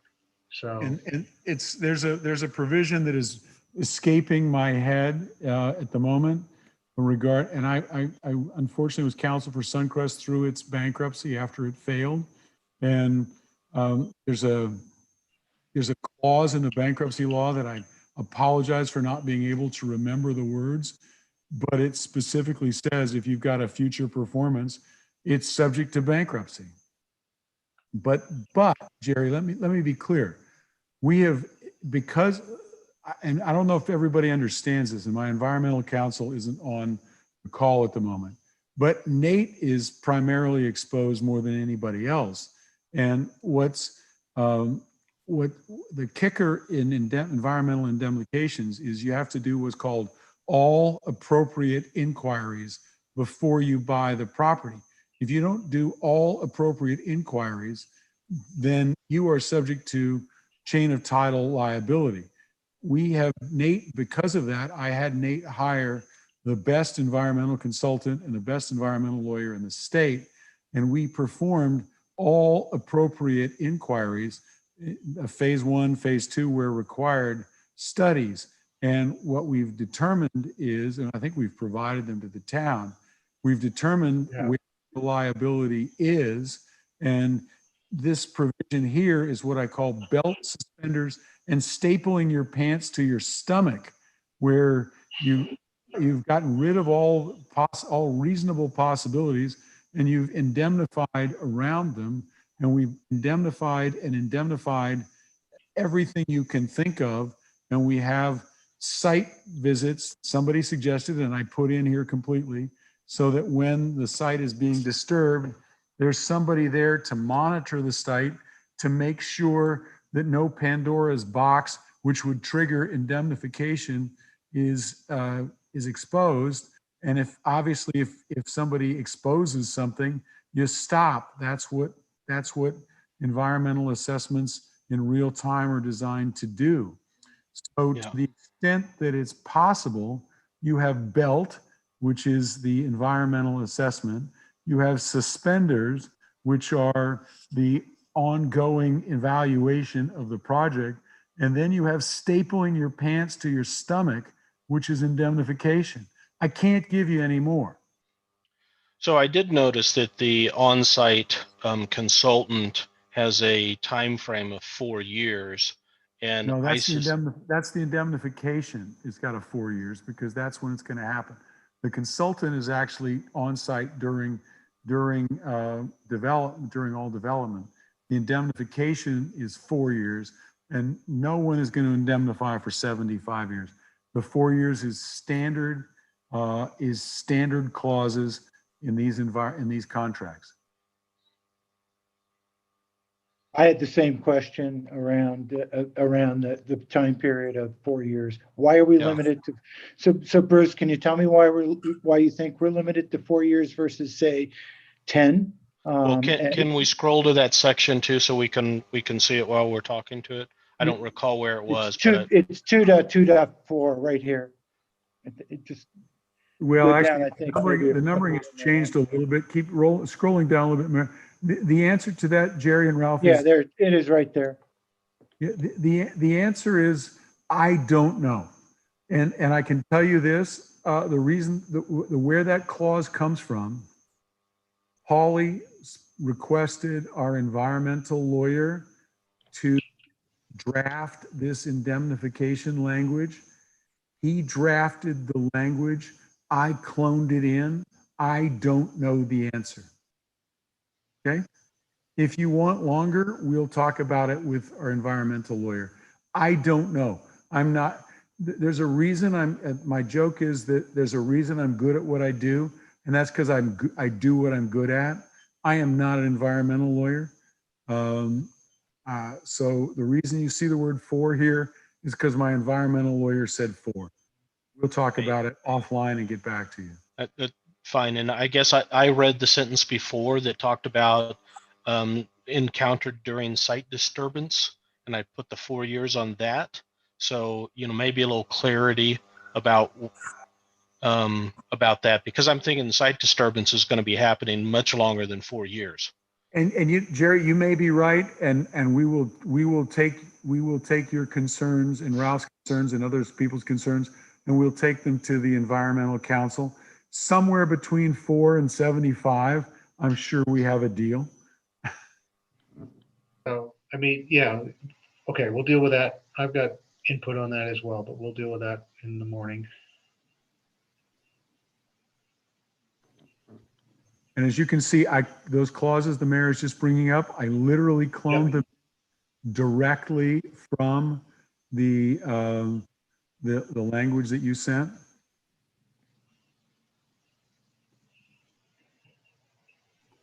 And by the way, I cleared them with Nate before I cloned them in. I said, Nate, are you okay with these? He said, absolutely. We do not intend to do any environmentally harmful development because Nate would have responsibility as well. He'd have primary responsibility. So something else that I've been given to understand here as of late is OU1 is still an active site. So there was something in here that said, hey, we're 1,000 feet away from the base of the nearest whatever. Yep. But understand that that may not hold true indefinitely, because they could come in and drop something in closer. Theoretically, I suppose that's true, but but OU1 has been OU1 for more than a decade. More than a century. Well, no, but I mean, my point is it's been designated as OU1 for more than a decade. I've been working around OU1 for at least 5 years, and I suppose anything is theoretically possible, but this language again was drafted in completely by my environmental lawyer. And I understand the paranoia about OU1, and I understand the paranoia about EPA. But again, this is belt suspenders and stapling your stomach to your pants to your stomach. It's 1,000 feet away. So the only thing that I would say, Jerry, is that there's language not in here yet that I have been asking for but haven't formulated correctly. We will have continuous monitoring. We're going to do baseline. When I talked to the environmental guy this week, last week, Friday, I don't know, when did I talk to him? Friday? We're going to do baseline sampling because we're going to know what's here, because the phase 1 and phase 2 that Bruce talks about doesn't include a raft of only certain kinds of inspections. So we're going to sample it and get data, and then we're going to continually monitor. And the monitoring language is here, Mayor. Or is it? Okay, good. Yes, sir. I promise. I promise. I put it in. It was already there. It's right there. A master developer shall, at its cost and expense, have an environmental consultant. It's right there after the red lines, above the red lines. It's always been. Yeah. So anyway, that's how we're gonna deal with this, Jerry. We're gonna start knowing that it's clean, and we're gonna continue to ensure that it stays clean over time. Yeah, and I advise Nate of this to protect himself, and so does environmental lawyer. Yeah. I mean, we got to do that. We're not going to get into whatever that project in Park City was. Yeah.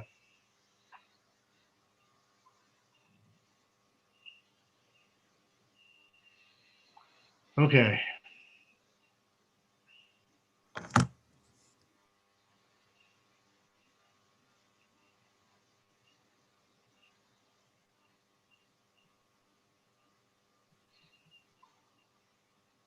So this is the section where we looked at these numbers. Again, Thomas is going to do some work on those, and we'll look at these some more tomorrow. And the drawing too, yeah, which will help a And lot. drawing as well, yeah. So I do want to talk about Um, 3.3 before we scroll past it. Yeah, I'm not scrolling past it. I know you want to talk about 3.3, and I kind of overruled and pushed back on what you guys recommended because I don't think waiting to CO is appropriate. Oh, that wasn't one of my comments, but that's okay. I guess what I'm trying to understand, I think the idea of 20%, 20%, 20%, leapfrog is probably a reasonable ask. My concern would be, that's 120 houses in that first 20%. So that's a sizable, there aren't too many, Rustler's 88 units. So that's something the size of Rustler goes in and completes before the first commercial gets put in. So, I'm a little uncomfortable with that. And, something that may mitigate that is to say, there's a number of residential units that are actually in town center that, maybe you start with those. I don't know. There has to be some balance here that makes a little bit more sense to me, because I think 120 before any commercial goes in is too much. I like the leapfrog idea. I think the 20% is a challenge. Gary, I'm definitely hearing you, and I'll get with Thomas tomorrow. We'll get this figured out a little bit tighter for you, because I agree, to build 120 houses could take a couple of years. But I will tell you, we are not planning on doing the commercial last. I mean, we hope to get it going, and we get a couple tenants in there or a couple signed LOIs, we're going to get going on the commercial. We'll work on a potential breaking up of the first tranche overnight and try to get another version of it. That's one that we had to put back on the CO issue, because the CO issue just doesn't work. You're going to wind up with a ghost town of commercial. The 20, et cetera, is subject to some discussion. So we understand where you're concerned, and we'll get back to you tomorrow about potentially breaking up the first tranche. Okay. And Jerry, if you have some ideas, get them over to Thomas and let us know so we can work on that in the morning. And by the way, if you got some tenants, baby, bring them. So, insofar as ideas, I think part of what I was thinking was, you do have some housing styles in the town center that gets a head start at making that a vibrant area before we start building houses up on the hill. Yeah, I think that's a good idea. Let's make sure we have to build, one of those buildings in the town center as we're building as part of that 120 or whatever. We could put a phase one. And Jerry, years ago, I'll just give you a 10-second, 1-minute war story. I've done a bunch of master planned projects, and I was working on a ski resort of 3,000 units in Idaho. And I drove by a master plan project in Idaho, and they actually had the commercial, they had a tiny little sort of community store, post office, back when post offices counted, in their first phase. And it was actually quite brilliant because people wanted to have the C-store. So we'll look at that first 10%, first 20, and get back to you. Sounds good. Thank you.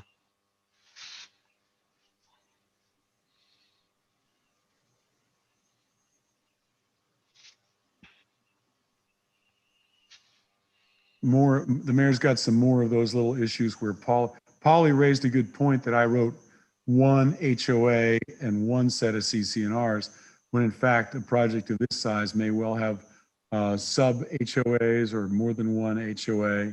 So and commercial versus residential HOA. Exactly. So I tried to put paren HOS, close paren. I'm sure I didn't catch every one of those places where you needed to catch it, because I only realized it literally as the clock was ticking down. You'll see a blank there where I didn't put a maximum size for the grocery store. We can deal with that later.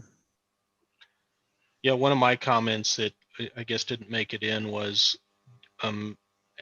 allow some of that flexibility to the administrator.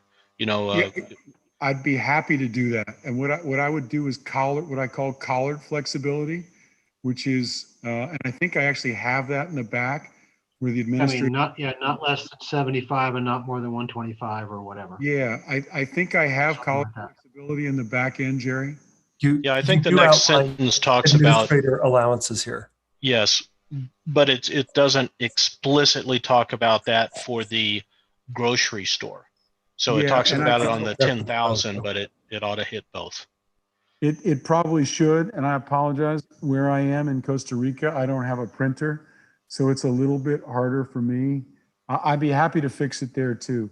So change, yeah, well, good. actually, it's in the bottom. It's in the bottom of, I fixed it here to put some provisions, flexibility about commercial sizing, but I can fix this for grocery store sizing too. And where did the chain store comment come from? From you guys. Well, I'm asking. That came from some of the discussion at the Planning Commission and some discussions with regard to the desire for local commercial, with the understanding that the idea is to create a space that offers opportunities for local commercial. And so somewhat following suit, similar to what they've done on Main Street in Park City and some of the other areas, the restriction on all chains was recommended. Okay, let's make sure we get a definition then of chain stores in our definition section. In fact, the first question I had when I saw this draft from the city at, again, 2:17 p.m. was, I don't have a definition of chain stores.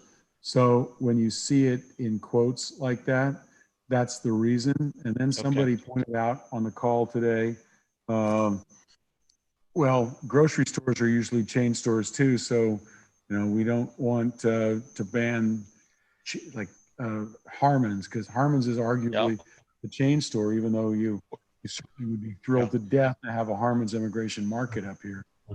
Trader Joe's is a chain store, but it's a very hard term to define. Well, the bigger argument for me is, you know, let's say Freshies wants to put a second location in there.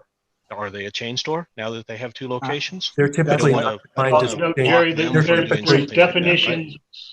There's definitions that the other communities have adopted that we can review. I'll let Thomas do that and come back with us. Typically, I think a chain is typically defined as 3 or more in most of the stuff that I've read, but we'll let Thomas help us with that. I can help you. Some have even gone to the national service logo, service plate, and or more than 11 stores. We have a definition. I'll incorporate. Okay. One for you. Thank you. Yeah, Thomas. that's okay with me. And I could steal the one from Springdale, but it's in litigation, and I don't want to get you in litigation. I think they're all in litigation. What? There's another city in litigation besides Hideout? Oh my gosh. By the way, everything is in litigation. And Mayor, can I take a 10-second personal break here for a second? My father was the mayor of a small town, Fruita, Colorado, when it was 2,000 people. And he proposed, they had to do a whole bunch of infrastructure rebuild, which they could have done in 5 phases over 10 years. And he said, to hell with it. I recommend that we do it. We ruin the town for 2 years. And basically do the whole, they redid the entire infrastructure of the town in 2 years. We had people protesting outside of our houses. This was 40 years ago when people didn't protest. And everybody hated him for 2 years. And then after the whole town was fixed, everybody loved him. And it just sucked.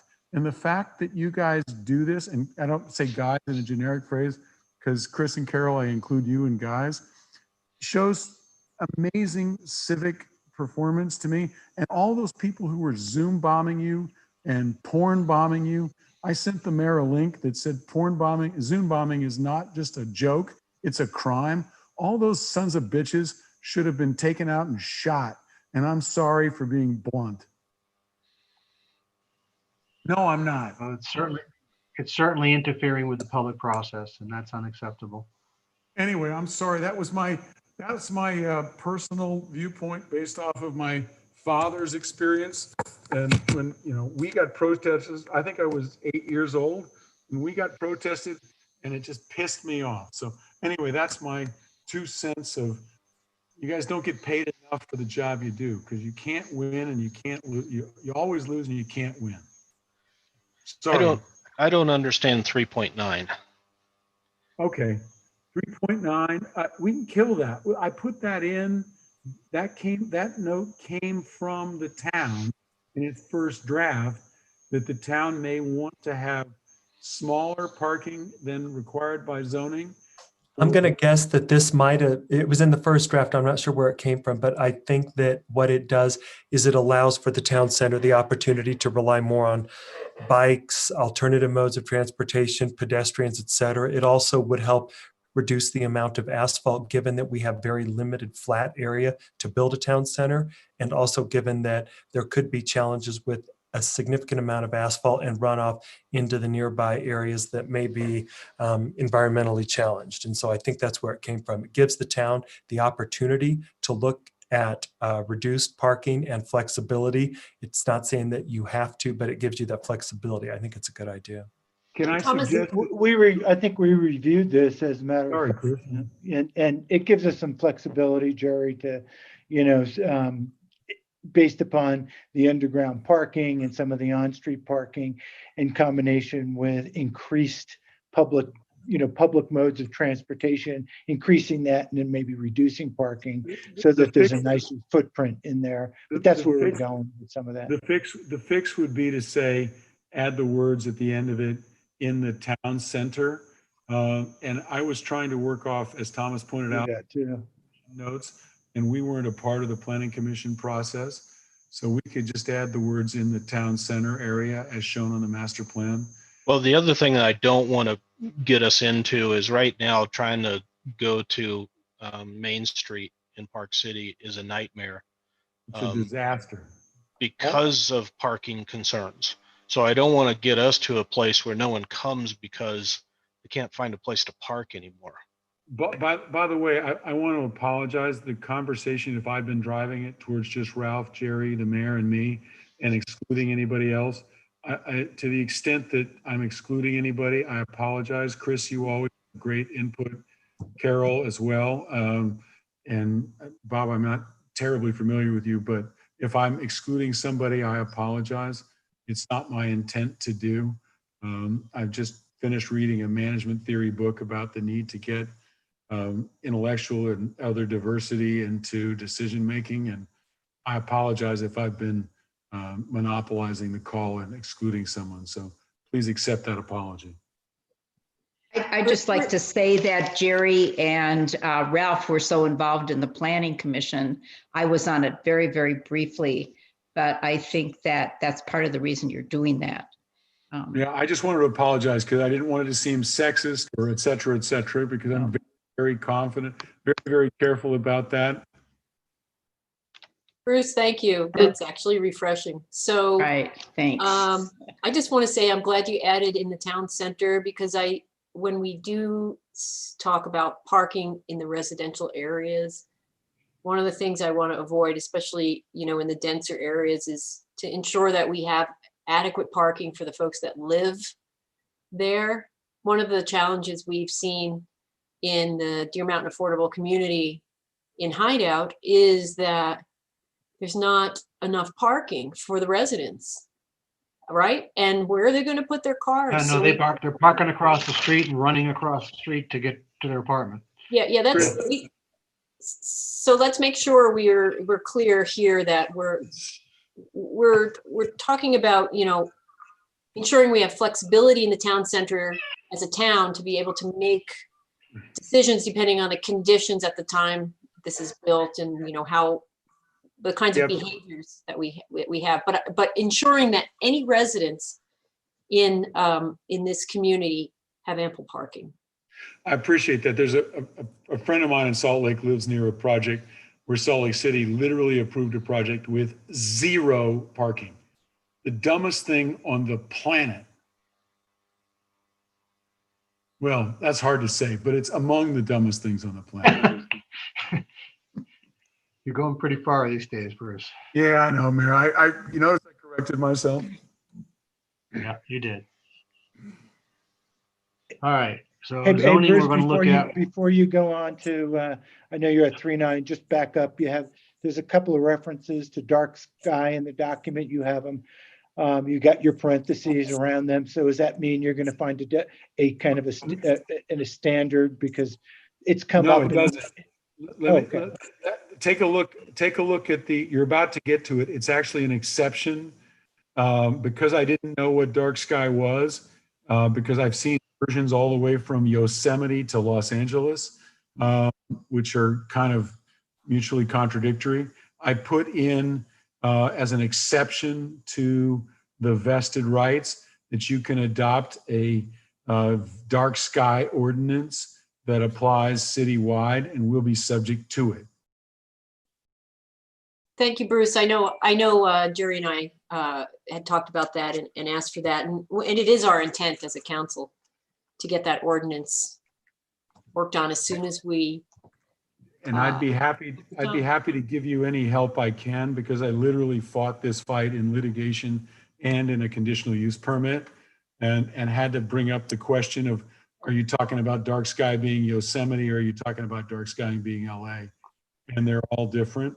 So Well, somewhere in the middle, I can assure you, somewhere in the middle.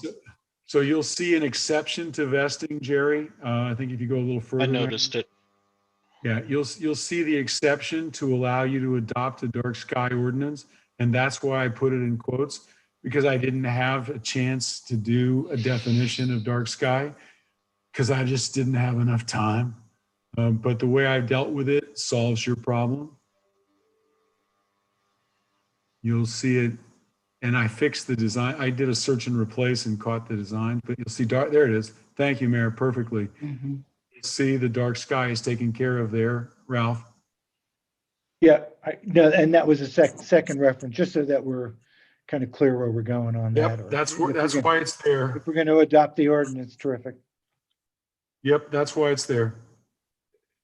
As I say, I tried to be fair and reasonable and not negotiate, not draft, but negotiate by drafting. I tried to legitimately and honestly, as I've done with every city that I've done my 100 master development agreements with, I tried to recognize that you guys have legitimate interests, and I tried to address them all.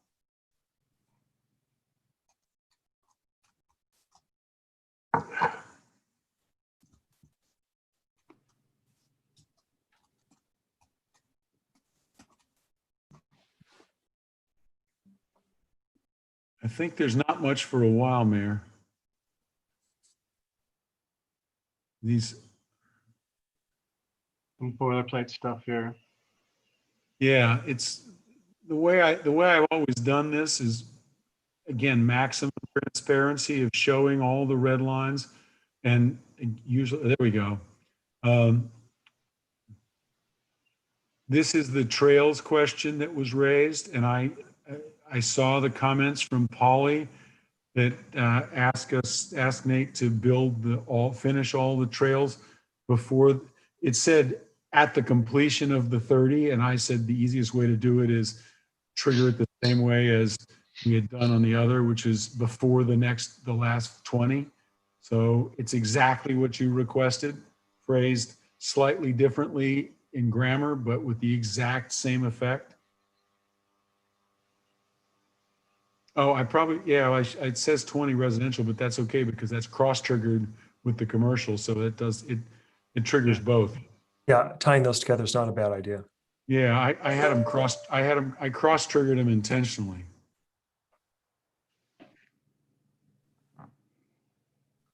On 7.3.3, I mean, you guys can structure your HOA how you like, but I'm a little concerned that we're putting a pretty large burden on the the residential HOAs, particularly as we're trying to attract, and I'll use those terms, affordable and attainable. Putting a huge HOA on top of that might take them out of that realm.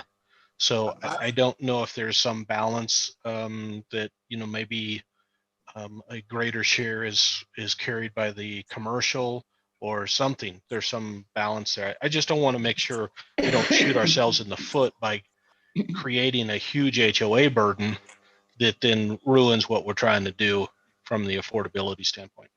I have two responses to that, Jerry. Number one is that the market will take care of that. If the HOA expenses are too high, people won't buy them.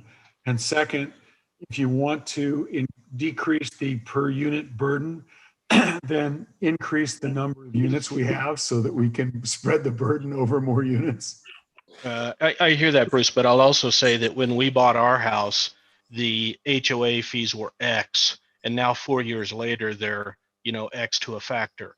So, I think when they're, perhaps you don't do this, but the builder that we bought from, had artificially low HOAs at the buy-in, and then they just continually go up and up every year. Yeah, I understand that. At some point, you have to rely on caveat emptor with the CC&Rs and the MDA being disclosed in the title search.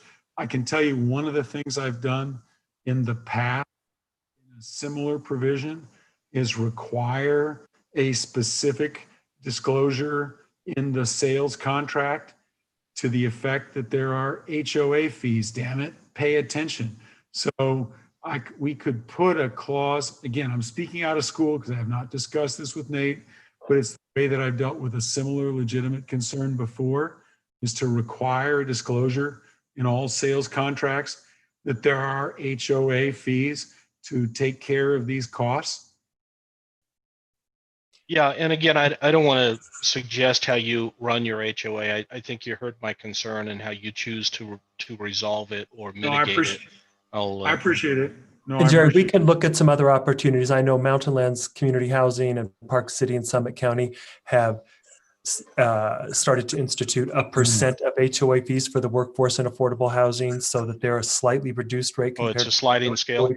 Yeah, so we can look at something like that as well. I think that works for society. It's fair. Mary, you just found a typo. I used chairlift as a single word once and chairlift as 2 words in another place. Hey, can we just have one more comment about the maintenance, and then I want to go backwards one. But we had been talking about the possibility of instituting an impact fee for the town for Parks and police. Mm-hmm. And I don't know what kind of flexibility this gives us. Can I stop you there, Chris? Yep. I don't mean to interrupt you, but by definition, impact fees can only apply to capital facilities and cannot apply to operating expenses. Correct. Oh. Correct. Did we lose Chris? No, No, my brain That's is her spinning stunned now. face. Yeah. Yeah, I'm sorry. That's That's a statutory definition of impact. Yeah. They can Hardware, not software. Yeah. So the only way we could achieve that is by increasing the tax to pay for maintenance of parks and facilities. Is that a fair statement then? The only way you could do it citywide, yes. And Chris, I understand there are, I can tell you this, as of probably next year, and this is a little bit esoteric, but this year the legislature adopted what are known as public infrastructure improvement districts called PIDs, which allow extra kind of weird versions of tax districts to create sort of like a special assessment area or an assessment area. There is a reasonable likelihood that next year the legislation will allow PIDs to expand in purpose to include operating expenses. And if that's the case, then you can do the operating analogous provision for what are called assessment areas or service districts for impact fees to deal with operating costs. I think there's about an 80% chance that PIDS will have operating authority next year. There are ways to do what are called special. Uh-oh, Lost you there. we lost him. So Chris, you want to finish your thought though, because I think you were going to say if we do a, Special service district. You lost me? yeah, We lost you. lost You're for a back minute. now. Back You up. froze for a second, Bruce. Yeah. That's all. Sorry. But Chris, I think you were going to say if we do something citywide, what then, right? Yeah, Yeah, but there's also something called special service districts where the city yeah. has the ability to do special districts to provide services and charge different rates for providing services. It's a complex mix. I've literally filled up 4 whiteboards on one project trying to do it. It can be done. It's tricky. Yeah. Well, we deal with them, guys. JSSD is an example of a special service district. Yes. And so is Hideout District 1. So. Thank you. And there's all kinds of places that have mosquito special service districts, for example. Exactly. I apologize. I'm So, pouring a glass of wine. So It's not fair. So but Chris, was okay. your point to have a clause in here that allows the HOA not to have to pay those maintenance fees if the town goes to a townwide structure that does park maintenance? yeah, yes, that's where I'm going, kind of long-term, Jerry. Yeah. I'd be happy to put that in, or else we could just always deal with that as an amendment in I the think we future. just deal with that when it happens. It's not the case today. That would be my suggestion, is to deal with it, because there are provisions here. I mean, you don't need a provision to amend a contract because you can always amend a contract. So I would recommend, rather than having a so-called if this then that clause, I would recommend probably doing it as a future amendment if and when the town does decide to adopt either a special service district or a PID-based service, et cetera. Okay, yeah, thanks. And then timing of construction. On parks? Yeah, go back 17.3.2 on parks, trails, open space. So one of the economic development factors that's really important in the region is ensuring that we have, if you are building trails, let's say bike trails, that they're put in early as possible to generate public interest in the area, to get people out recreating. It actually, I think it's a huge, selling point, marketing item to get people interested in the community. They get to experience it from being out in the trails. They say, oh, hey, this is awesome. I want to live here. And because of its proximity to so many things, including the services that we're envisioning, can we get a commitment that at least, and let's call them the natural surface trails, at least the what we would consider perhaps a main trail that might go up into the peak and around, get that committed to go in early, very early. Let's do that in phase 1. So, what we'll do, Chris, let me suggest this. I think that's a great idea. Let's have Nate work with Eric and designate a sort of like early phase trails. I don't know what we call them. We'll deal with the nomenclature later. Yep.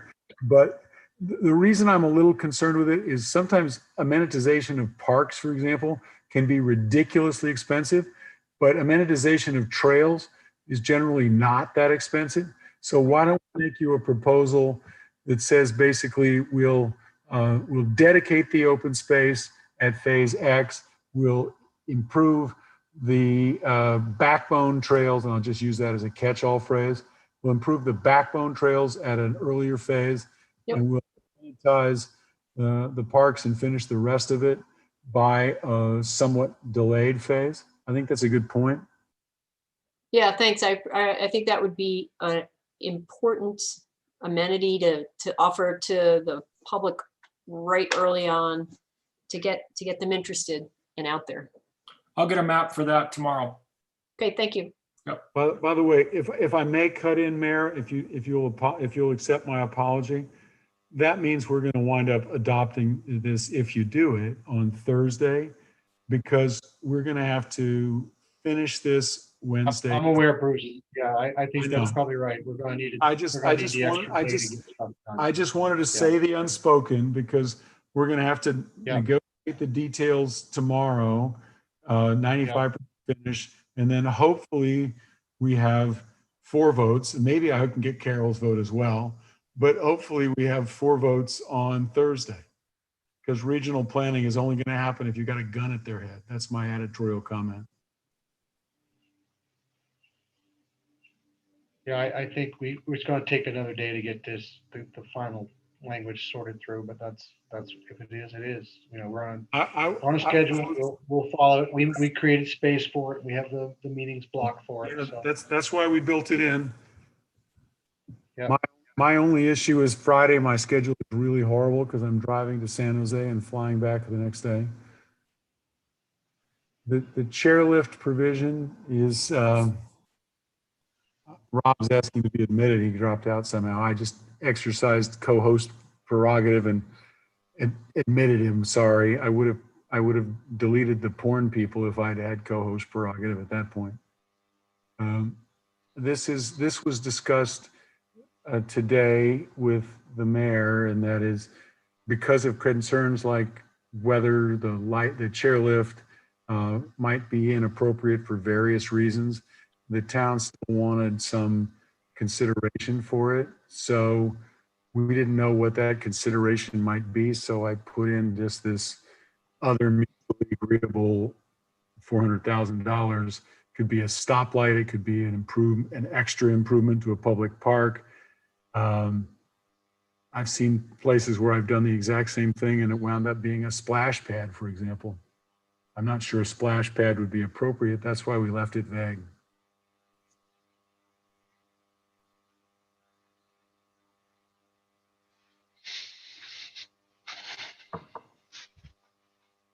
Pardon me, I'm getting tired because I've been up since 5 o'clock working on this project. Quite a vacation you're having, Bruce. I could show you the house I'm in, Chris, but you'd hate me even more than you do. Or more than your family does that you're working on vacation. So My boys hate me. They've seen the pictures from the house and they hate me. Okay, I think I'm unmuted. I am, okay. So this was meant to address the issues from, we talked about earlier this evening, is have choices around that chairlift. And yeah, I mean, we did hear some public comment on the chairlift too. So, maybe that's, I personally kind of like the idea, but that's why this phrase is in here, Yep. Jerry. We don't have to do it. We could talk about it later. It's not the first thing that's going to get built. Yeah, I like it too, and thinking along the same lines. How'd you come up with the 400? That's what the hardware costs to build a chairlift. Yep. Of the length that we're talking about. Okay.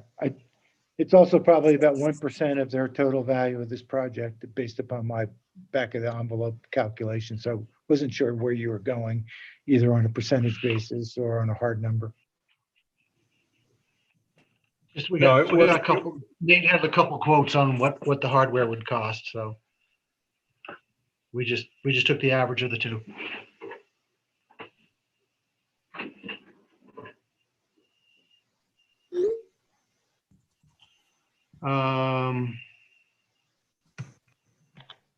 I think we're almost done with the substance, Mayor. No, there's one more buried in the bottom. The schools, the dedications. We haven't gotten to the dedications yet. well, in the town center.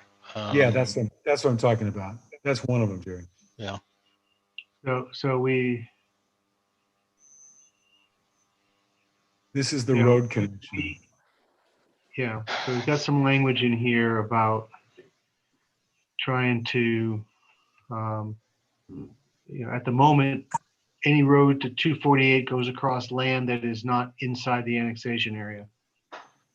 And therefore, requires a fair bit of work because it requires agreements and approvals by the landowners, as well as UDOT. So, I think this goes to the traffic study, and my point yeah, at some point was that the traffic study, in my mind, needs to exclude using the Browns Trail intersection because I think the development should support itself from a traffic standpoint. And if those two roads can't go in, then that makes them non-sustainable because we can't drive all that traffic through Browns Canyon intersection. I'd like to see a traffic study that says, we can use those two new roads to service the entire area without the need for increasing traffic at Browns Canyon. Now, we all know that it will increase some traffic there because some people will still use it, but we shouldn't rely on that. Hey, Jerry, I just want to add to that thought, if we're envisioning people that are going to be moving in on the western shores of the Jordanelle soon, not just Hideout, not just the HOAs near there, but all the new development at Sky Ridge and around, in the MIDA project area. Those folks are going to drive on the new Jordanelle Parkway, and unfortunately, that's going to increase traffic. So I think you're right that a traffic study to help us sort of sort through that is going to be really important to try to predict the impact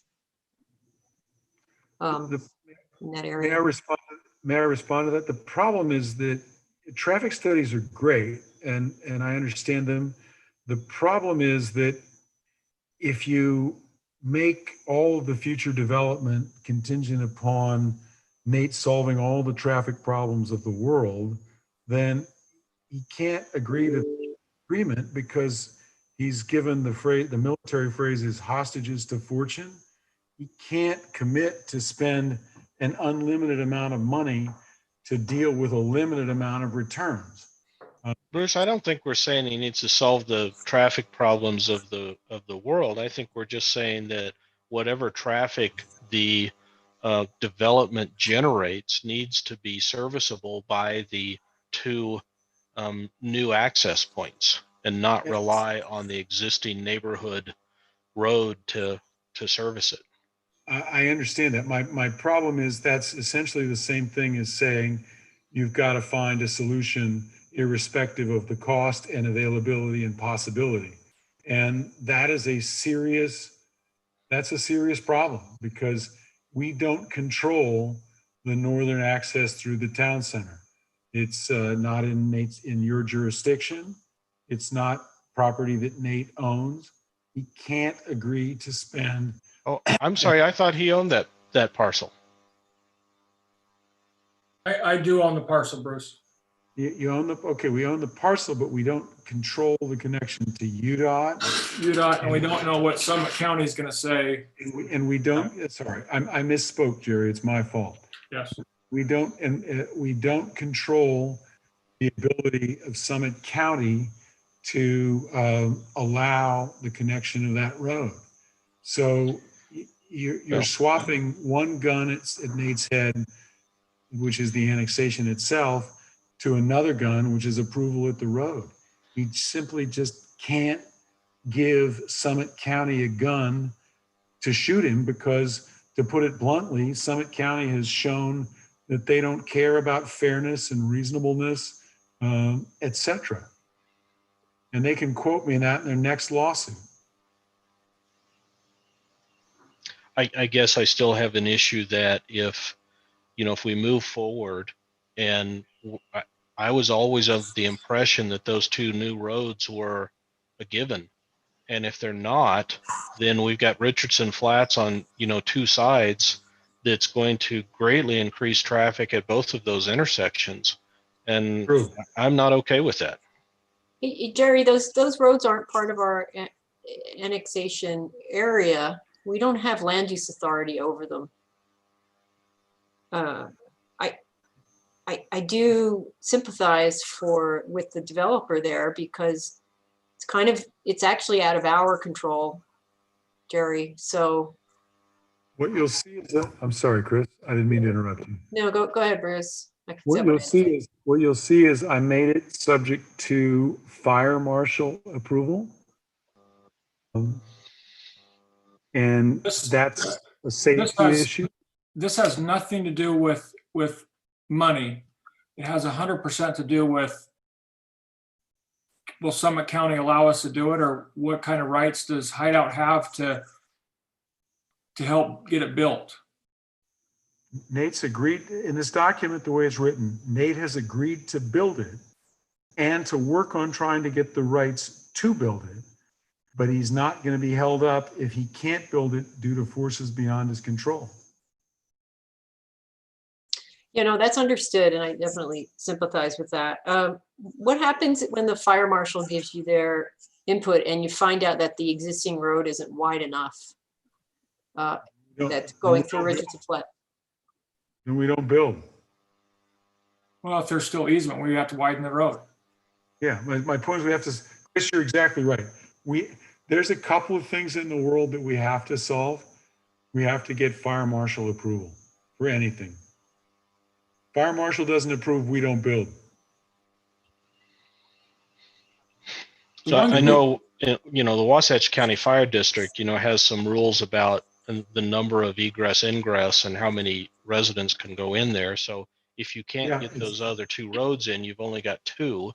What would Wasatch County, what number would they assign to the number of units that are possible? It would be Summit County anyway, Jerry. So But I get that. I'm just looking for a comparison. If it was Summit County. I can tell you that. The answer is in international, and I've spent $1 million of clients' money. Both have adopted the International Fire Code, yeah. Correct. The International Fire, they have to because state law mandates that the counties adopt the International Fire Code. In Appendix D106 and D107 of the International Fire Code, it limits you to 30 points of access off of 30, and it's interpreted differently, but basically 30 singles off of a single point of access. And 100 multis or 200 if sprinkled off 2 points of access. And we'll have 2 points of access. They'll be going east and west off Richardson Flats Road. So that gets you 200, you said? No, it gets you over. You can't go more than 200 without 2 points of access. It gets us unlimited with 2 points of access. And we have 2 points of access. That's why I wrote it as fire marshal, because once again, we fully intend to comply with all applicable laws. And fire marshal has regulations as to how many units you can have, and we have to comply with them. It's Appendix D106, D107 of the International Fire Code. Okay. Again, guys, I'm hoping that we're not going to, we're going to have time to keep working our way through this, but this is all good. Let's keep moving. We're on page 20, 25 of 40, Bruce, so we must have some more stuff somewhere. Yeah, most of it's boilerplate after this, though, Mayor. This is this is the next major issue here, and then there's a school one later, and this is the town asked for two things. One, for Nate to donate property for the town, and to build the buildings. Nate's willing to donate the property subject to the town using it for those purposes as opposed to, I don't know, selling it to a developer. Yeah. But he's not willing to build the buildings. So that's what this provision says, is we'll donate 3 acres of land for a combined town center, town hall, police and fire at a location to be determined. That's exactly what the town asked for, except for the build part. I would be donating that property to the town, and the town could sell it to the school. The town could sell it to No, we're not at the school. Nate, we're not at the school yet. This is This is town Fire, police please. and fire only. We'll get to the school in a minute. But this is exactly what the town asked for, except Nate can't afford to build it. There's just not enough lots.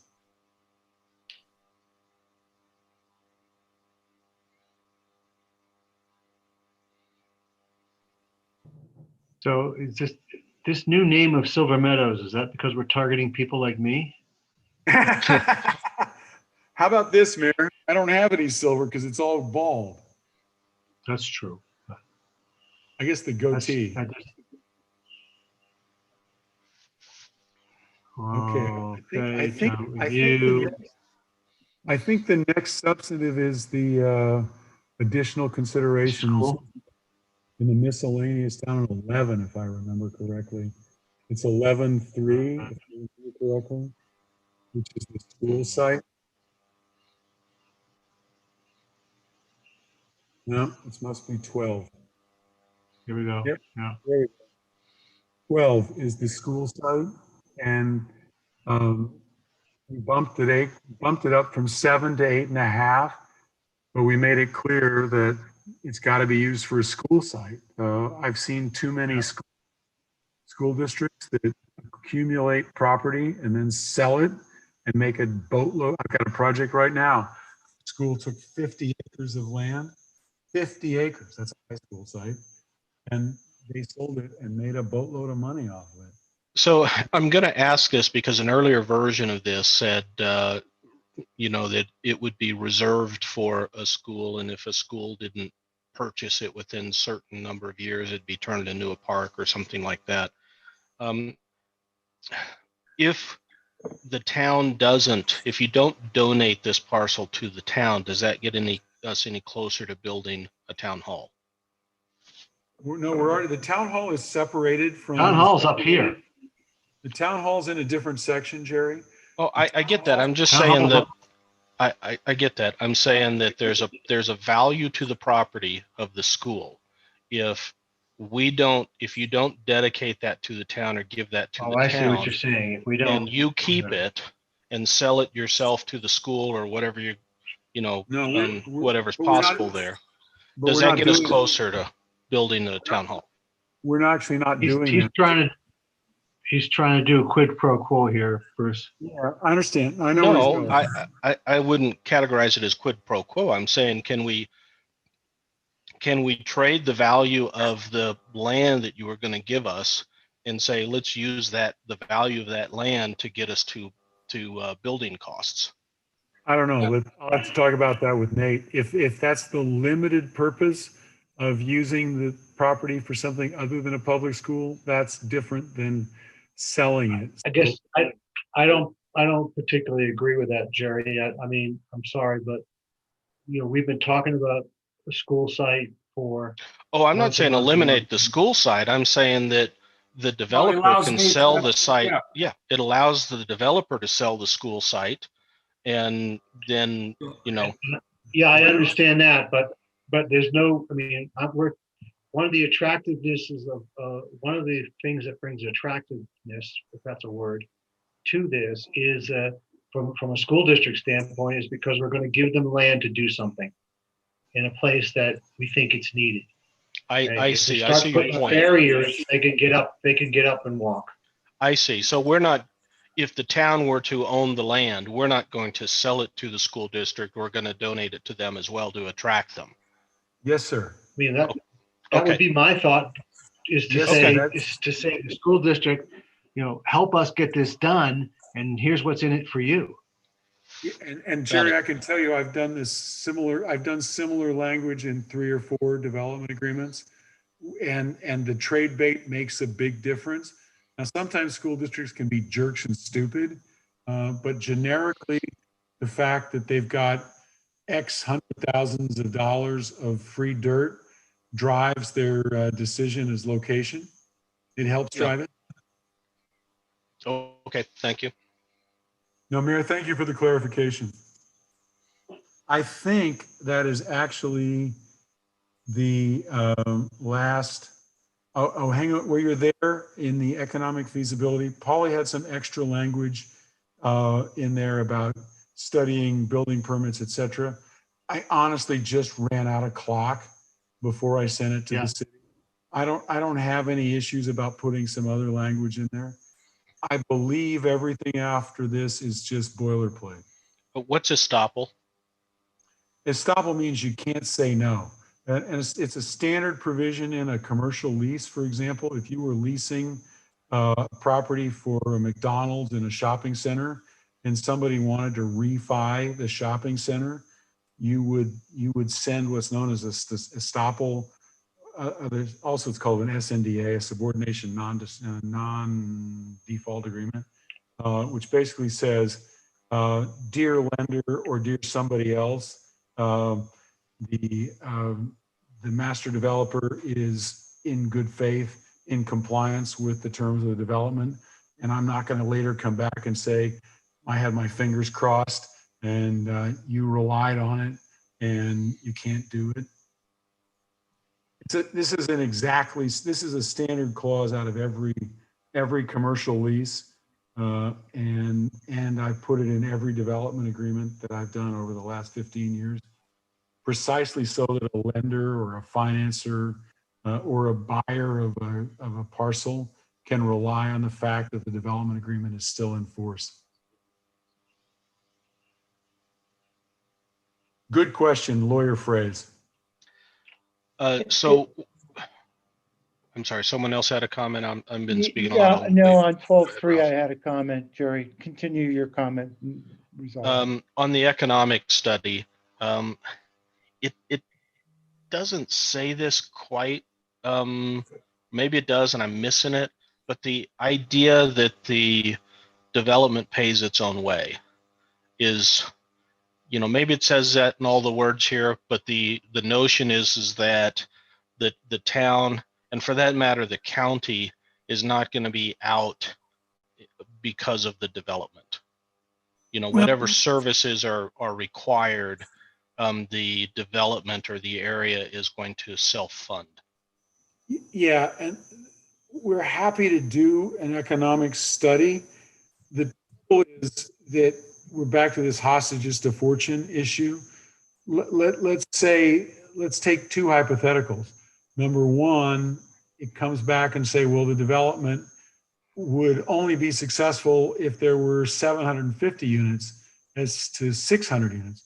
Well, you're not going to agree that we can bump up the number of units to 750 units because the development requires it. And let's assume it said that you have to have 160,000 square feet of commercial as opposed to 140,000 square feet of commercial. Well, you may not agree to that. We may not agree to it. The trouble is the study is great, but the study can't drive the effectiveness of the development agreement. What it can do is it could allow both parties, after the development agreement is signed, to come back and say, you know what, maybe we need to tweak X, Y, and Z in QRS manners.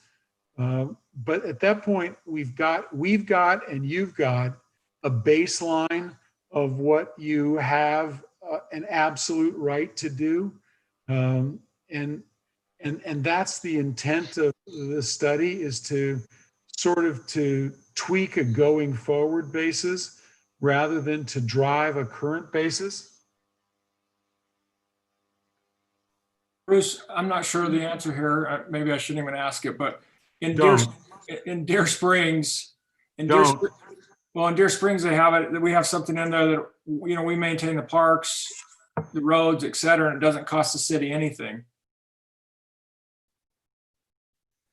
So anyway, we've got those provisions in here as it sits, but the point is, at some point, there may be some issues that we need to tweak in the future with the development agreement for both of our benefits. Jerry, years ago, I'll tell you a 10-second war story if I can. I wrote a contract that exactly predicted what would happen in 15 years. And a brilliant lawyer, the best state, in my opinion, at some point made it ambiguous. And I said, Bruce, and his name was Bruce, by the way. I said, Bruce, you just made my very clear language ambiguous. And he said, look, if you're smart enough to figure out what's happening in 15 years, then you're in the wrong profession being a lawyer.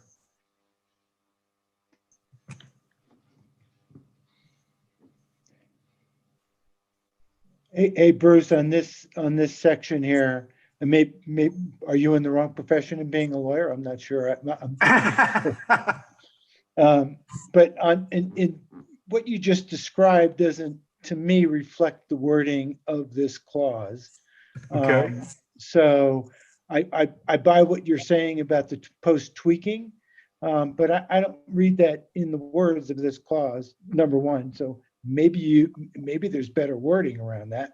Could be. And two, you have a kind of a Mickey Mouse word here. Is what does deeply involved mean? Do we have Yep. veto rights on the consultant?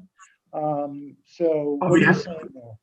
You know, that's what you saw there, Jerry, was the fact that I was drafting this document on less than 24 hours notice. And I use the words deeply involved because they are precisely that, weasel words. I'm perfectly happy to agree to make this more specific in terms of the selecting of the consultant. I've written it as various things like, we propose 4, you get a veto 2, you propose 4, we get a veto 2, those kind of Yeah. things. I'm happy. We're going to propose, and you get to confirm. Yeah, Jared, Ralph, that's a good point, and I'm happy to note that you looked at that kind of detail and caught those sort of. I mean, Well, it sounds like a romance novel rather than a contract here. So I just was wondering where you were going with your thought processes around that. So if you can reword a little bit of this, I'd say it would benefit us all around the tweaking. Yeah, basically, guys, we're going to hold out for of our choosing and see how that goes. Well, we'll work on negotiating that. But Ralph, the answer is I wrote this on less than 24 hours notice. And if it ain't perfect, I apologize. Maybe on the beach too. So we'll get into that. No, later. I was not at the beach. I wish I was at the beach. I was not. I was looking at the beach, wishing I was at the beach. I suppose the proper grammar is wishing I were at the beach. Costa Rica, right? Yes, sir. Great place. Enjoy. So yes. Anyway, my final comment was just, if you can kind of, tweak the tweak as you were talking about. And, yes, sir. And come up with a better, yes, sir. wording around this. That would be great. That word is there precisely to say it's a placeholder word that we can deal with it later. Yes, sir.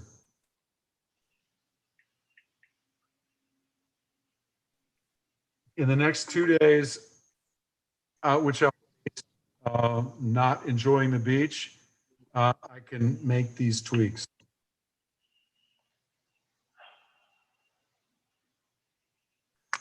Just to let you know, my plan is, just so that you understand the transparency of how I do this, what I do is I will accept all of these changes. So you'll see a clean document based off of this red line. And then I'll red line based off of those changes and run it by the mayor and Polly and Thomas. And then we'll run it by the council. And then there'll be hopefully one more iteration where we hopefully don't micromanage the language too much before we go to final.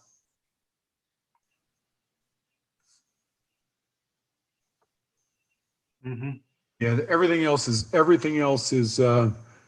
boilerplate, Including the assignability. That was my only other question. I'm sorry I missed that, Ralph. If there's something there I missed, this is my standard language. I apologize if I missed your note. I think it was more related to, there was a clause in here, well, you had assignability, and then I was looking at the previous, variance of this, which was, it said related entity. Yeah. Was that in 16.2? Was that in section 16? So, It's right here in 17. okay, so you moved it up here, right? No, it's in the same place. It hasn't moved. The numbering changed because we added stuff, that's all. Yeah. The mayor's right. The numbering changed because we did add a section. And as you know, Word is really ridiculously weird about formatting and losing the numbers. So Oh, yeah. that's why you see some of this in places that might not be perfectly appropriate. And that's because otherwise it would just screw up the formatting beyond belief. And related entities is an IRS term, and it relates to control parties, as you may know. And certain requirements trigger certain tax obligations. I'm not a tax lawyer, and I've actually had to have the city attorney in another city put the section reference in there for me. The is if Nate is basically the control party of each, that's actually the phrase in tax law is control party. That much I do know. If Nate's the same control party, then it doesn't count as an assignment because he's still running the show. Okay, so he can assign and or establish a JV with the consent of the town. Is that my understanding there, Bruce? If he's assigning it to a related party, it doesn't require the consent of the town. If he's assigning it to party that he doesn't control, then it does require the consent of the town, with the consent being limited to the ability to perform. So in other words, Ralph, if he decides to form an LLC for this project that he's in charge of, then he doesn't have to ask us. And if he transfers it to another LLC that he's also in charge of for tax reasons, let's assume he thinks he's going to have COVID and wants to give it to his kids, but he's still in charge. I just pulled that example out of my head, so you'll pardon me. So he can do that assignment in either way, correct? Yeah, as long as he's still in control, he doesn't need town approval. If he's changing control, then he needs town approval. The town's approval is based on the ability to perform, both financial and experiential. Okay, and is that control? Is that typically over 50% if he gives away, so to speak, because then it becomes a different controlling entity? Now you've gone to tax law, which I don't know. I think that's right, but I don't know. Okay, I just want to get your input, Bruce, on that. Thanks. Yeah, and We'll get some input on that. You've Yeah, exceeded my Polly, pay. that's a Polly question. I know you're Bruce, but we always need independent verification. Absolutely. As I was about to say, Ralph, you've exceeded my pay grade because I'm not a tax lawyer.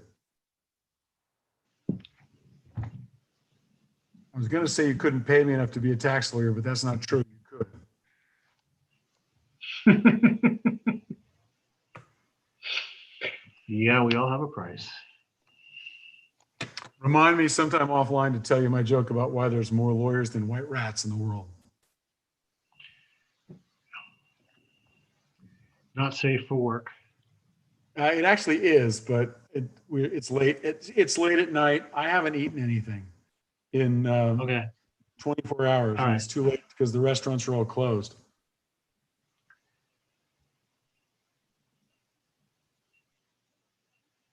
That's it. Okay, Everything so else is boilerplate. Now, again, Why are we doing Wasatch County if we'll be in Summit? What's the deal on that? because you're not in, because the town is a town in Wasatch County and you're signing it in Wasatch Yeah. County. Yeah, we are signing an AMDA in the county of Wasatch, so that's correct. Okay, Just to let you know, That's where we are a legal entity in the county of Wasatch, so that's where we are at the moment. and weirdly enough, Ralph, that's a good question, because if you record a subdivision plat for this part of the town, it actually is recorded in Summit County. I actually had to change the constitution of the state of Utah 12 years ago for Suncrest, which goes over from Salt Lake County to Utah County. And we had houses that were literally on the county line, where if I shot you from the bedroom and killed you in the kitchen, you would be prosecuted in 2 different counties. So I had to change the Constitution as to how you change county boundary lines to deal with that issue. Fortunately, we don't have to worry about that problem here, but to let you know, it's a problem that I've thought through, and we'll work with your town administration as to making sure which county we record which plats in and how we do it, which standards we comply with. For example, the plat recording template, et cetera. Yeah, obviously, my point was what's least onerous on Hideout, so to speak. It doesn't matter, because Summit County is going to sue you whatever you do because they're crazy. And they can use that in the lawsuit as well. So, all right, guys, let's stay focused here because it is late. Sorry, Mayor, I'm tired. I know you're tired. So where we are is, so we've got, we kind of went through this let's call it a medium level tonight. We're going to do more work on it tomorrow. We'll see it again tomorrow night. I ask that the thoughts that come to you both now and throughout the night, you make some notes on around, again, at the macro level. Okay. Is there a section missing? Is there a language around something that you wanted to see that isn't there? Or is there, or is the language that they're inappropriate, not inappropriate is the wrong word, insufficient to cover your concerns? So that's really what we're looking for. So when we get into this tomorrow, if we covered some areas that needed to be beefed up, I've made notes about those. Environmental being one, for example. Clarity on the roads, or doing some more work on that road system, how we get extra road in there. HOA fees, blah, blah, blah. So I've got some stuff down. You probably all will too. If the sooner you get those thoughts to us, the more it will help us be ready for tomorrow evening. In the meantime, I think we've probably done as much as we can do tonight. I'm still worn out from last night. But unfortunately, we do need to move to, we do need to move to Executive session. Executive Can I ask session. a question? What time are we tomorrow night? 7. Oh, 7. I'm triple scheduled tomorrow night, but I'll be there.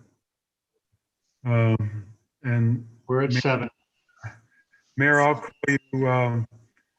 call you tomorrow. We can set up a time to talk with Polly about these and get it done. Unfortunately, modifications, yeah.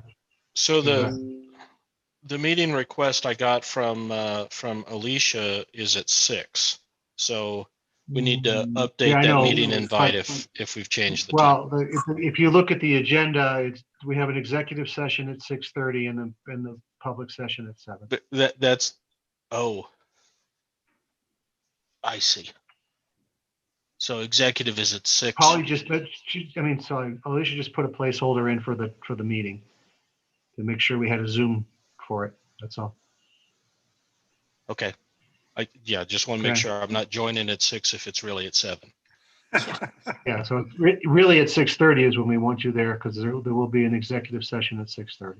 Okay. Can I ask for an update to the calendar invite? Because that's what I live off of. So my reminder goes off. Alicia, can you adjust that, please, when you get a chance? Absolutely.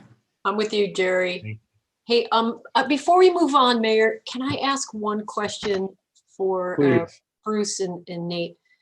And maybe this will be part of the map that we will see tomorrow, but we didn't talk anything about the senior living center. And the reason I bring it up, Bruce, is, I got a lot of positive support for that from the, greater community. And I didn't see it in here. And, how does that fit in? That's a great point. And the reason you didn't see it in the draft of the MDA is because I hadn't seen it in the plan. So I didn't have a way to draft around it. The version that I originally got back from the city was that Nate would donate that property to the city, and then the city could sell it to a different developer and make a boatload of money off of it. And that really, wasn't kosher. So I don't know the answer, and I'll let Nate and Eric deal with it, and then I'll write it, because assuming that there's a market for it, I love senior centers, frankly. They create less traffic. They make a more walkable community.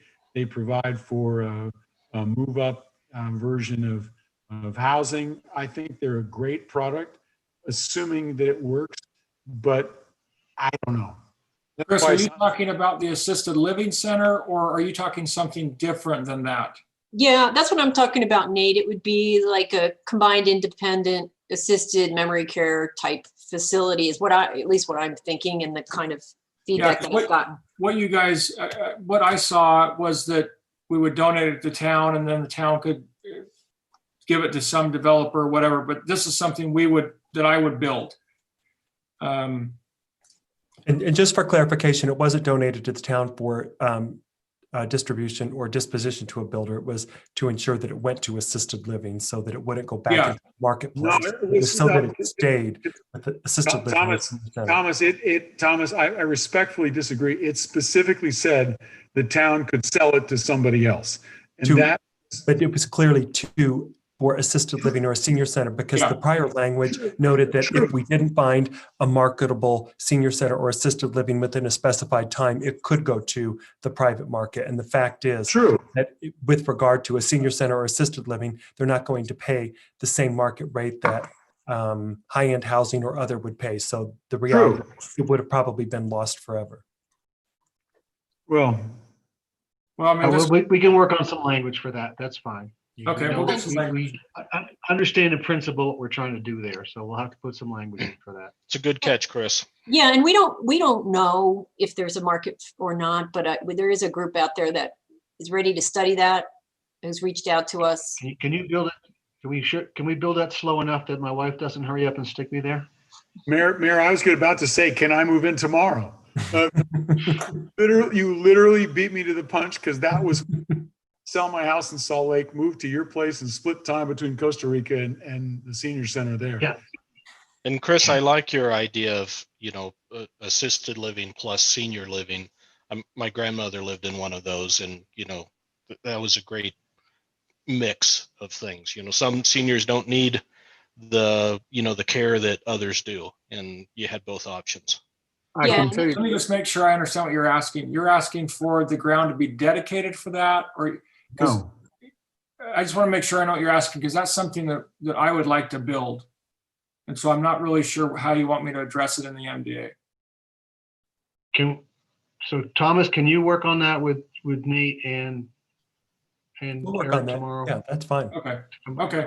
And if Nate wants to build it, as a town, I don't really want to be in the real estate business trying to sell the concept to somebody else. If Nate wants to build it. Yeah. The only caution I would give you is there is a very fine line between assisted living, congregate care, senior housing, senior targeted housing, et cetera, et cetera. And how you use that nomenclature, you've got to be very careful that you don't create the law of unintended consequences by using a phrase that you didn't think it meant something, but in law, it actually does mean something. Yeah, thanks for that caution, Bruce. I mean, Is it possible to get definitions as to what it would be? I can tell you this, there is about as many definitions of those kind of phrases as you can shake a stick at. I've actually litigated the definition between congregate care and senior living, and it's not pretty. So yeah, Carol, I'll get you what I was thinking about when I designed it there, what I was thinking about, and if that's not what you guys want, we can work through that. But I will get you the definition and tell you exactly what I was planning on doing there for the meeting tomorrow night. I'm confident that between Nate and Thomas and Polly and I, we can give you a range of definitions that you can be comfortable with, that you've seen the range, Carol, because it's very important, and I agree with you. It's got to be done with care. Right. And one of the things that I was hoping for was a senior center dash community center. I think I brought this up before. That would be open to people who were not residents of a facility. And That's I why don't I know asked, if you could. that's why I asked the question, what did you mean? Assisted living center or a senior center? Because they are very different, right? They're very different, Yeah, right? very different. So let me get with Thomas on that and we'll have that answer for you. Right now, it is designed for an assisted living center. But now that I have more clarification from you, what you want a senior center. Dash I community think all of the center. above. Right. I mean, I don't know if you could incorporate it or have it as another building that's attached to the facility or whatever. But I think that there's a huge need in this whole region for a senior center / community center. It could be used by everybody. Okay. But it's like a community center with a section for seniors, or that would cater to seniors as well. Okay. It's something that we do not have in this area. Yeah. Okay. Perfect. Carol, can I be a little bit literary here, if you'll pardon me? There's a great line from Voltaire. I don't remember which writing of Voltaire it was in, but it was basically, if you want to debate me, first we must define the terms. Right. Well, I asked for definitions. I'll get it for you tomorrow. Thomas, you and I work on that for tomorrow. Okay. Carol, I'm agreeing with you entirely. I was just trying to be erudite and pompous. I'll have to go when we get off of here. I'll go look up Voltaire. Okay. Trust me, it's Voltaire. I promise you, it's Voltaire. All right. Hey, Nate, I just want to be So clear. Bruce, if we're quoting Voltaire, those who make you believe absurdities can make you commit atrocities. That's absolutely true, Mayor, and we won't go any further than that about modern politics. But I would also quote Voltaire as when he says in the Candide, when he asks about how the English keep their navies, so the British have such a good navy, he says every once in a while they execute an admiral for the encouragement of the others. So Chris has been trying to say something Chris, here ask for a your while. question. So Sorry, Chris. I can't follow that. I'm just going to send you an email. I cannot follow that. It's late. I'm tired. Yeah. So again, thank you all. We do have to go into exec. Mayor, I would go I'm ahead. sorry. Go ahead, I was Bruce. just going to express my appreciation for the way that you have consistently run these meetings with the amazing ability to dish things out like a great quarterback. Well, thank you. I would say I'm more like a useful quarterback who relies on his team to get all the really hard work done. So, but as long as we get a Super Bowl, that's okay. It's a W, baby. Hey, thank you, guys. I do appreciate everything, and I know you have other work to do, so appreciate all your hard work. Thank you all. I'm sorry, I'm sorry for interrupting. Can I just get some clarification on the meetings? Because tomorrow night's meeting is at 6 o'clock. Thursday night's meeting is at 6:30 for an executive session to 7, and then we'll start the regular session, or the work special meeting, I guess, at 7 o'clock. Oh. So tomorrow night's is at 6. Okay. Okay. Thank you, Alicia. Is that what her note said? I thought she was talking about tomorrow. I read it again and it says Thursday at 6:30 for exec. I can promise you this, I will do my absolute best to have you at least a partial redraft of some of these issues by tomorrow, by an hour or two before tomorrow at 6. Okay. We'll get, And I think that's what we said. After Okay. you've had a couple of good meals, Bruce.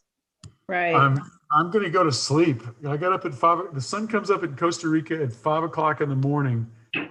And I got up with the sun. Okay. Thank you, guys. Well, again, well, thank you, Alicia, for clarifying that. And if you'll get the Oh. calendar invites for the Thursday session sorted out, that would be great. Oh, and I wanted to give a shout out to the extent I could, Mayor, to Alicia for doing a great job of being about the best of coordinating these Zoom meetings. I mean, you guys have learned and done a great job of it. And I'm just really impressed by how well you've handled these terribly We've technical. come a long way from the beginning, there's no doubt. Right. Yeah, that's what I meant. I meant that as a sincere compliment because it's really worked smoothly, and everybody has adopted to not talking over each other and all those other kinds of things, and I really appreciate that. I'm sure Well, Nate. thank you. Thank you. Thank you. All Let right. Rich Wyman know that. No, I was listening to your All comments. right, stop. Okay, I'm done. Thank Let's you. go. All right, thank you, guys. Thank you. I need a Is it- motion. I need a motion to close the public session. We're going to have to shut down the YouTube and then go from there. Oh, don't So forget. Alicia, I don't know, Mayor. I don't know if do you we have- need to, do we? I Go don't ahead, know. Bruce. I don't know if you have any of your lawyers on the meeting, but you need to We do. specify the reasons. that Yes, I mentioned it at the beginning and I'll mention it again. Just that being it's careful, to, Mayor. To deal with pending litigation, personnel matters, or potential real estate acquisition. Or And just make reasonably imminent litigation. Right. Pending And or just make- reasonably imminent litigation. Yeah. Just make sure you shut down the Facebook Live as well. Yeah. So Uh, Alicia, do we log out and then come back without Zoom, without YouTube, I mean? I can turn off the live stream, but I think just to be safe, you may want to just log out and log back in if you guys don't mind. All right. Let's No, take I'll our log- 5 I'll kill the minutes. meeting. 5. Yeah, you get 5 minutes. It's fine. And we'll kill the meeting for all and come back in. Okay. So I'll make the motion. Second, Thank you, Jerry. Who was the second? Bob. Thank you, Bob. All in favor? Yes. Aye. Okay.